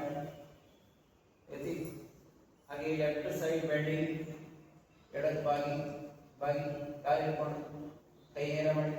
ಈಗ ಹಾಗೆ right finger back support, turn ಮಾಡಿ, ಎದೆ ಎತ್ತಿ ಟರ್ನ್ ಮಾಡಬೇಕಿತ್ತು ಸ್ವಲ್ಪ. ಇದು ಸ್ವಲ್ಪ ಎಡ ಭುಜವನ್ನು ಮೇಲಕ್ಕೆ ಎತ್ಕೊಂಡು ಟರ್ನ್ ಮಾಡಿ, ಇನ್ನು ಸ್ವಲ್ಪ ಟರ್ನ್ ಮಾಡಿ, ಹೊಟ್ಟೆ ಒಳಗೆ ತಗೊಳ್ಳಿ. ಇನ್ನೂ ಸ್ವಲ್ಪ ಟರ್ನ್ ಮಾಡಬೇಕು, ಎದೆ ಎತ್ತಬೇಕು, ಎದೆ ಎತ್ತಿ ಇನ್ನು ಸ್ವಲ್ಪ ಟರ್ನ್ ಮಾಡಿ, ಎಡ ಭುಜ ಮೇಲಕ್ಕೆ ಎತ್ತಿ ಸ್ವಲ್ಪ. ಹಾಗೆ ವಾಪಸ್ ಬನ್ನಿ, ರಿಲ್ಯಾಕ್ಸ್, ಖಾಲಿ. ಇದು ಭಾರದ್ವಾಜಾಸನ. ಬಲಗಾಲ ಮಡಿಸಿಕೊಳ್ಳಿ. ನಮಗೆ ವಿಶೇಷವಾಗಿ ಡಯಾಬಿಟಿಕ್ ಕಂಟ್ರೋಲ್ ಮಾಡಲಿಕ್ಕೆ ತುಂಬಾ ಉಪಯುಕ್ತವಾದಂತಹ ಆಸನ ಅಂತ ಹೇಳ್ತಾರೆ. ಚೇರಲ್ಲೂ ಕೂತ್ಕೊಂಡು ನಾವು ಭಾರದ್ವಾಜಾಸನ ಮಾಡ್ಬೋದು. ಚೇರಲ್ಲಿ ಸೈಡ್ ಕೂತ್ಕೊಂಡು ಟ್ವಿಸ್ಟಿಂಗ್ ಮಾಡಿದ್ರೆ ಅದು ಚೇರ್ ಭಾರದ್ವಾಜಾಸನ. ಇಲ್ಲಿ ಕೂತ್ಕೊಂಡು ನಾವು ಭಾರದ್ವಾಜಾಸನ ಮಾಡಿದ್ವಿ. ವಿಶೇಷವಾಗಿ ಈ ಭಾಗದಲ್ಲಿ ಹೆಚ್ಚು ನಮಗೆ ಲಾಭ ಆಗುತ್ತೆ. ಮತ್ತು ಈ ಏರಿಯಾ, ಈ ಭಾಗ ಪೂರ್ತಿ ಟ್ವಿಸ್ಟಿಂಗ್ ಆಗಬೇಕು, ಸರಿ ಮಾಡಬೇಕು ಟ್ವಿಸ್ಟಿಂಗ್, ಅವಾಗ ಆಸನದ ಹೆಸರೇನು? ಭಾರದ್ವಾಜ. ಭಾರದ್ವಾಜ ಅನ್ನುವ ಮಹರ್ಷಿಗಳು. ಏಕೆಂದರೆ ಯೋಗದಲ್ಲಿ ಅನೇಕ ವಿಶೇಷಗಳಿವೆ. ಆಸನಗಳ ಹೆಸರುಗಳು ಋಷಿಗಳ ಹೆಸರಿವೆ, ಗೊತ್ತಾಯ್ತಲ್ಲ. ಪರ್ವತದ ಹೆಸರಿದೆ, ಪಕ್ಷಿ ಹೆಸರಿದೆ, ಪ್ರಾಣಿ ಹೆಸರಿದೆ, ಹೌದಾ? ವಸ್ತುವಿನ ಹೆಸರಿದೆ ಅಲ್ವಾ? ಕ್ರಿಮಿ ಕೀಟಗಳ ಹೆಸರಿದೆ. ಅಂದ್ರೆ ಗಿಡಗಳು, ಅದನ್ನ ನೆನಪು ಮಾಡ್ಕೊಳ್ಬೇಕು, ವೃಕ್ಷಾಸನ ಅಲ್ವಾ, ಗೊತ್ತಾನೆ. ಹಾಗೆ ಹಲಾಸನ, ರೈತರ ನೆನಪು ಮಾಡ್ಕೋಬೇಕು. ಹಲ ಅಂದ್ರೆ ಇದು ನೇಗಿಲು, ಹಲ ಅಂದ್ರೆ ನೇಗಿಲು, ಹಲಾಸನ ಅಂತ ಮಾಡಿದಾಗ ರೈತ ನೆನಪಾಗ್ತದೆ. ಅಂದ್ರೆ ವ್ಯಕ್ತಿ ಮತ್ತು ಸಮಾಜದ ನಡುವೆ ಕನೆಕ್ಟ್ ಮಾಡುವಂತ ಒಂದು ಸಾಧನಾ ಮಾರ್ಗ ಇದೆ. ನಾನು ಬೇರೆ ಅಲ್ಲ, ಸಮಾಜ ಬೇರೆ ಅಲ್ಲ, ಪ್ರಕೃತಿಯ ಜೊತೆಗೆ ಈ ಶರೀರದ ಪ್ರಕೃತಿಯನ್ನು ಜೋಡಿಸು. ಎಲ್ಲರೂ ನಮ್ಮವರು ಅನ್ನುವಂಥ ಭಾವನೆ. ಪ್ರಾಣಿಗಳ ಹತ್ರ ಇದೆ ಅಲ್ವಾ, ಅಧೋಮುಖ ಶ್ವಾನಾಸನ. ಅಧೋಮುಖ ಶ್ವಾನಾಸನ ನಾಯಿ ಇದು ಆಗುದು. ನಾಯಿ ಹೇಗೆ ಈಗ ಟೈಗರ್ ಬ್ರೀದಿಂಗ್ ಅಂತೀವಿ, ಹೌದಾ ಇಲ್ಲ? ಒಬ್ಬ ಬಿಲ್ಗಾರನ ನೆನಪು ಮಾಡಿಕೊಳ್ಳುವಂಥದ್ದು ಧನುರಾಸನ, ಊರ್ಧ್ವ ಧನುರಾಸನ. ಎಷ್ಟು ಆಸನ ಇದೆ? ಗರುಡಾಸನ ಅಲ್ವಾ, ಮಯೂರಾಸನ, ಎಷ್ಟು ಹೆಸರುಗಳಿವೆ. ವಿಶ್ವಾಮಿತ್ರಾಸನ, ವಶಿಷ್ಠಾಸನ ಇದೆ. ಎಲ್ಲ ಮಹರ್ಷಿಗಳು ನೆನಪಾಗಬೇಕು, ಪರ್ವತಗಳು ನೆನಪಾಗಬೇಕು. ಈ ಥರ ಅನೇಕ ಹೆಸರುಗಳು ಸೇರಿಸಿರ್ತವೆ. ಎಂಥ ಒಂದು ಕಾನ್ಸೆಪ್ಟ್ ಅವೆಲ್ಲ ನಮಗೆ ಅನೇಕ ಸರಿ ಗೊತ್ತಾಗೋದು, ನಾವು ಮಾಡ್ತಾ ಹೋಗ್ತೀವಿ. ಕಾರಣ ಏನು ಅಂದರೆ ನಮ್ಮ ಹಿರಿಯರು ಯೋಚನೆ ಮಾಡಬೇಕು. ಒಬ್ಬ ಮನುಷ್ಯ ಸಾಧನೆ ಮಾಡುವಾಗ ಇದೆಲ್ಲ ನೆನಪು ಮಾಡ್ಕೊಂಡು ಸಾಧನೆ ಮಾಡಬೇಕು. ವೃಕ್ಷಾಸನ ಮಾಡುವಾಗ ಗಿಡಗಳನ್ನು ಬೆಳೆಸಬೇಕು ಅನ್ನುವಂಥ ಕಾನ್ಸೆಪ್ಟ್ ಅಲ್ವಾ. ಪ್ರಾಣಿಗಳದ್ದು ಯಾವುದೋ ನೆನಪಾಗುವ, ಪ್ರಾಣಿ ಜೊತೆಗೆ ಒಂದು ಸದ್ಭಾವನೆ ಇರಬೇಕು, ಪ್ರಾಣಿ ಹಿಂಸೆ ಮಾಡಬಾರ್ದು. ಈ ಥರದ ಅನೇಕ ಸಂಗತಿಗಳು ನಮಗೆ ಮೆಸೇಜ್ ಕೊಡುವಂಥ ಅನೇಕ ರೀತಿಯ ಸಂಗತಿಗಳು ಯೋಗದಲ್ಲಿದೆ. ನಮಗೆ ಜೋಡಿಸುವಂಥದ್ದು, ಸಮಾಜ ಮತ್ತು ವ್ಯಕ್ತಿ ನಡುವೆ ಜೋಡಿಸುವಂಥ ಕೆಲಸ. ಯೋಗ ಅಂದ್ರೇನು? ಜೋಡಿಸು, ಕೂಡಿಸು ಅಲ್ವಾ. ನಾವು ನೀವು ಇವತ್ತು ಭೇಟಿಯಾಗಿದ್ದು ಒಂದು ದೊಡ್ಡ ಯೋಗ ಅಂತ ಹೇಳಿ, ಹೌದಲ್ಲ? ಮದುವೆ ಎಲ್ಲ ಕಾರ್ಯಕ್ರಮದಲ್ಲಿ ಅದಕ್ಕೂ ಒಂದು ಯೋಗ ಅಂತ ಅಲ್ವಾ. ಮದುವೆ ಆಗಬೇಕಾದ್ರೆ ಒಂದು ಯೋಗ ಬೇಕು, ಕಂಕಣ ಭಾಗ್ಯ ಯೋಗ, ಹೌದಾ ಇಲ್ಲ? ಅದಕ್ಕೆ ಯೋಗ ಅಂದರೆ ಜೋಡಿಸು, ಕೂಡಿಸುವಂಥದ್ದು. ಅದಕ್ಕೆ ನಾವು ಮಾಡುವಾಗ, ಆಸನ ಮಾಡುವಾಗ ಆ ತಲೆಯಲ್ಲಿ ಅದನ್ನೇ ಆ ಭಾವನೆ ಇಟ್ಕೊಂಡು ಮಾಡಬೇಕು. ಭಾರದ್ವಾಜ ಮಹರ್ಷಿಗಳು ಬರೀತಾರೆ. ಎಲ್ಲಿ ಬರ್ತಿದ್ರು ಭಾರದ್ವಾಜ ಮಹರ್ಷಿಗಳು? ರಾಮಾಯಣ ಅಲ್ವಾ. ರಾಮಾಯಣದಲ್ಲಿ ಭಾರದ್ವಾಜ ಮಹರ್ಷಿಗಳನ್ನು ಭೇಟಿ ಮಾಡ್ತಾರೆ. ವಾಪಸ್ ಬರುವಾಗ ಭಾರದ್ವಾಜ ಮಹರ್ಷಿಗಳ ನಂತರ ಬಂದು ಕೇಳ್ತಾರೆ, ಹೇಗಿದ್ದಾನೆ ಭರತ, ಹೇಗೆ ಪಟ್ಟಾಭಿಷೇಕ ಹೇಗೆ ನಡೀತಾ ಇದೆ, ಇದು ರಾಜ್ಯ ಆಡಳಿತ ಹೇಗೆ ನಡೀತಾ ಇದೆ ಅಂತೆಲ್ಲ ಕೇಳ್ತಾ ಇದ್ದಾರೆ. ಅಂದರೆ ಎಲ್ಲ ಮಾಹಿತಿ. ಕುಲಗುರು ಅಂತ ಅವರು ಭಾರದ್ವಾಜ ಮಹರ್ಷಿ. ವಶಿಷ್ಠರು ಇದೆ, ವಿಶ್ವಾಮಿತ್ರರು ಇದೆ, ಭಾರದ್ವಾಜ ಮಹರ್ಷಿಗಳಿಗೆ. ಇನ್ನೂ ನಿಮಗೆ ಹೇಳ, ಬಲಗಾಲು ಮಾಡಿಕೊಂಡು ಎರಡು ಕೈ ಮೇಲಲ್ಲಿ ಹಾಗೆ ಬಾಗಿ ಪಾದ ಹಿಡ್ಕೊಂಡು ಕೆಳಗೆ ವಾಪಸ್, ಮತ್ತೆ ಕೈ ಮೇಲಲ್ಲಿ ಹಾಗೆ ಮತ್ತೆ ವಾಪಸ್, ಮತ್ತೆ ಕಾಲು ಮಾಡಿಕೊಂಡು ಈಗ ಕೈ ನೀರಲ್ಲಿ ತಗೊಳ್ಳಿ. ನಿಧಾನವಾಗಿ ಹೋಗಿ ನಿಧಾನ ಕೆಳಗೆ ವಾಪಸ್ ಬನ್ನಿ, ಮತ್ತೆ ಕಾಲು ಮಾಡಿಕೊಳ್ಳಿ. ಎರಡು ಕೈ ಮೇಲಕ್ಕೆ ಹಾಗೆ ಬಾಗಿ ಕೆಳಗೆ ಹಾಗೆ ವಾಪಸ್ ಸುಖಾಸನ. ಒಮ್ಮೆ ರೈಟ್ ಸೈಡ್ ವಾಪಸ್ ಹಾಗೆ ನಿಧಾನ ಲೆಫ್ಟ್ ಸೈಡ್ ಟರ್ನ್ ವಾಪಸ್. ಕೈ ಎರಡು ನೇರಾಗ್ತದೆ, ನಿಧಾನ ಮುಂದೆ, ಕೈ ಸ್ವಲ್ಪ ಮುಂದೆ, ತಲೆ ಕೆಳಗೆ ಹಾಗೆ ವಾಪಸ್. ಹಾಗೆ ಎರಡು ಕಾಲು ನೇರ ಮಾಡಿ ಸ್ವಲ್ಪ ಬನ್ನಿ, ಹಾಗೆ ಬಂದ್ಬಿಡಿ. ಬಲಗಾಲನ ನಿಧಾನ ನಿಮ್ಮ ಕಡೆ ಇಡ್ಕೋಬೇಕು, ಸ್ವಲ್ಪ ಎಳ್ಕೊಳ್ಳಿ ನಿಮ್ಮ ಕಡೆ.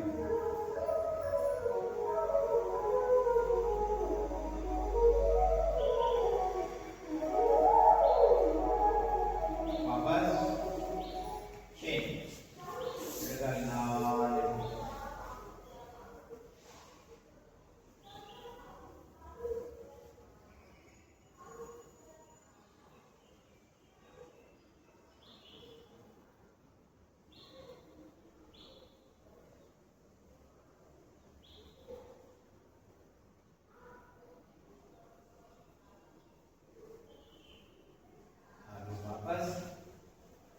ಎರಡು ಕಾಲು ನೇರ ಮಾಡಿ, ಬಿಡಿ, ಕೈ ದೂರ ಮಾಡಿ, ಕಾಲು ದೂರ ಮಾಡಿ, ಕಣ್ಣು ಮುಚ್ಚಿ ದೀರ್ಘವಾಗಿ ಸ್ವಲ್ಪ ಕೇಳ್ತಾ ಇರ್ತಾರೆ ಅಲ್ವಾ. ಯೋಗ ಅಂದರೆ ವಾಟ್ ಈಸ್ ಯೋಗ? ಅನೇಕ ರೀತಿಯಲ್ಲಿ ಅದರ ಅರ್ಥವನ್ನು ಹೇಳ್ತಾರೆ.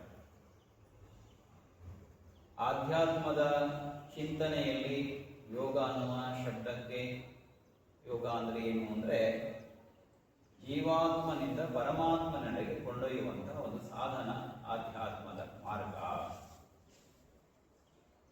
ಸಾಧನ ಮಾರ್ಗ. ಪ್ರಾಕ್ಟಿಕಲ್ ಆಗಿ ಯೋಚನೆ ಮಾಡಿದ್ರೆ ಶರೀರ, ಬುದ್ಧಿ, ಮನಸ್ಸನ್ನು ಜೋಡಿಸುವಂಥದ್ದೇ ಯೋಗ. ಸಮನ್ವಯ, ಮೂರನ್ನು ಜೋಡಿಸುವಂಥದ್ದು, ಇದು ಯೋಗ. ಒಂದು ಜೀವಾತ್ಮನಿಂದ ಪರಮಾತ್ಮನೆಡೆಗೆ ಕೊಂಡೊಯ್ಯುವಂಥ ಸಾಧನೆ. ಎರಡನೇದು ಶರೀರ, ಬುದ್ಧಿ, ಮನಸ್ಸು ಮತ್ತು ಆತ್ಮಗಳ ಜೋಡಣೆ, ಇದನ್ನು ಜೋಡಿಸೋದು. ಅದನ್ನು ಯಾವ ಥರ ಅಂದರೆ ಯೋಗ ಅಂದ್ರೆ ಆವಾಗ ಹೇಳಿದಾಗ ಜೋಡಿಸುವಂಥ, ಯುಜ್ ಅನ್ನುವಂಥ ಸಂಸ್ಕೃತದ ಪದದಿಂದ ಯೋಗ ಅನ್ನೋದು ಉತ್ಪತ್ತಿಯಾಗಿದೆ. ಯುಜ್, ಆ ಯುಜ್ ಅನ್ನುವ ಧಾತು ಅಂದರೆ ಸಂಸ್ಕೃತದ ಪದ, ಅದರಿಂದ ಯೋಗ. ಯೋಗ ಅಂದರೆ ಜೋಡಿಸುವಂಥ, ಒಂದರಿಂದ ಇನ್ನೊಂದು ಕೂಡಿಸುವಂಥ, ಕೂಡಿಸುವಂಥ.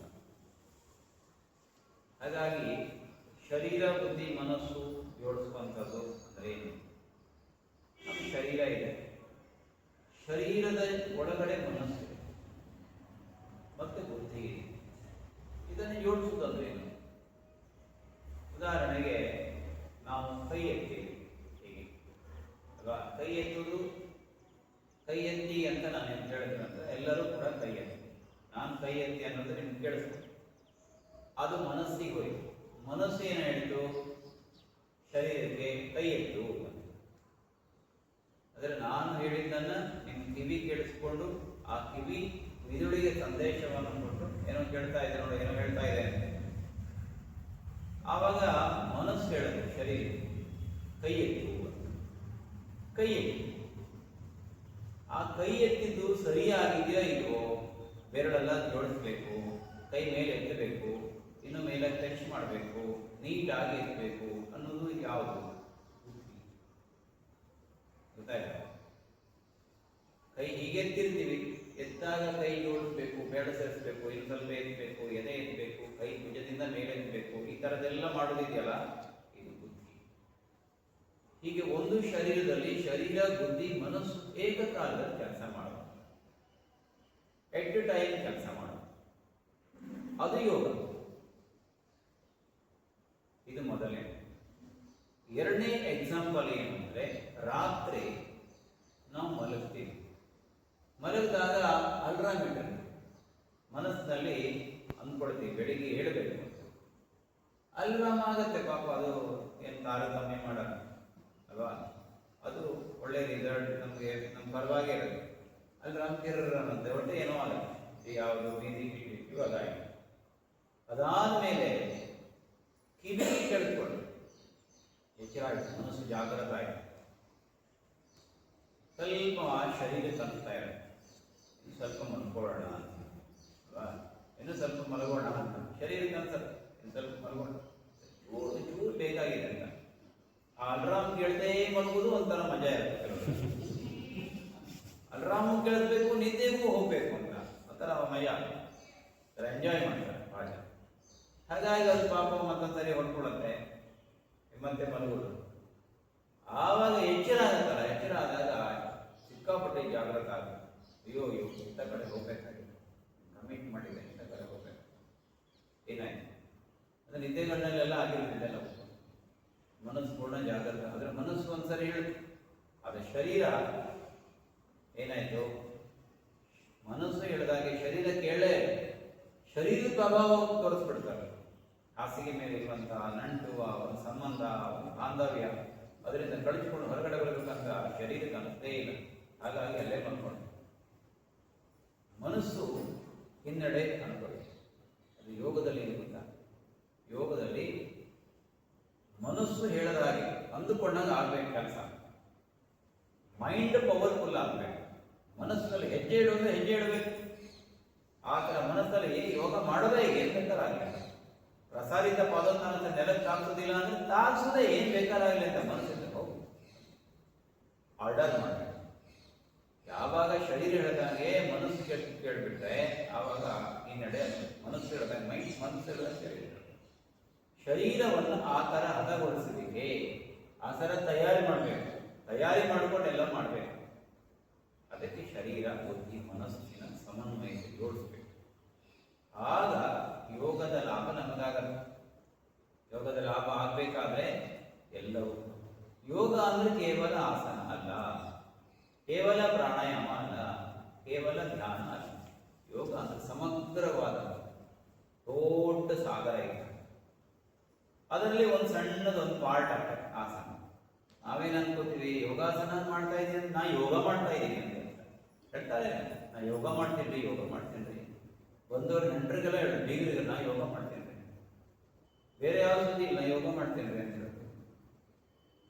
ಅವ್ರು ಬಂದಾಗೆಲ್ಲ ಜೋರು ಇರ್ತದೆ, ಬೀಗರು ಬಂದಾಗ ಮಾಡೋದು ಜೋರು, ಈಗೆಲ್ಲ ಮಾಡೋದು ಅವ್ರು ನೋಡ್ಲಿ ಅಂತ.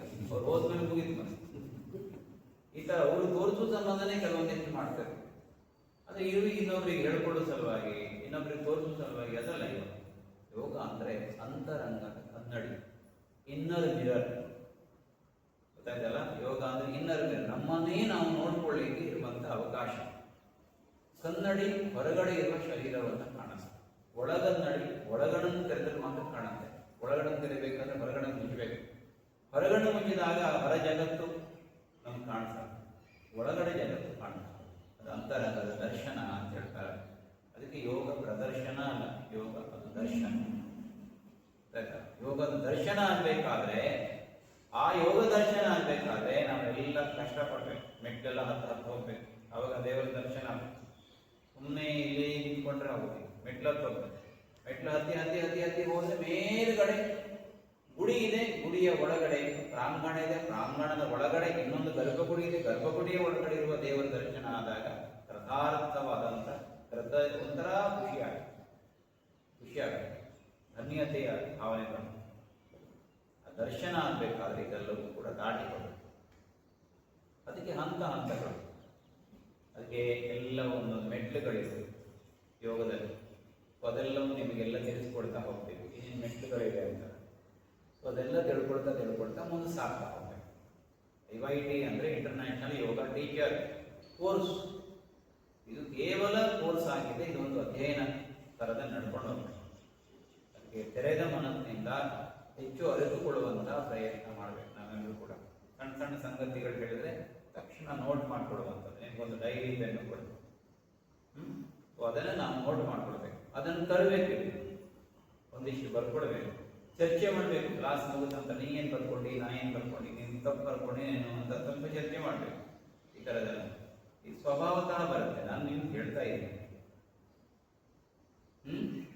ಅದಕ್ಕೆ ನಾಳೆ ಮತ್ತೆ ಮುಂದಿನ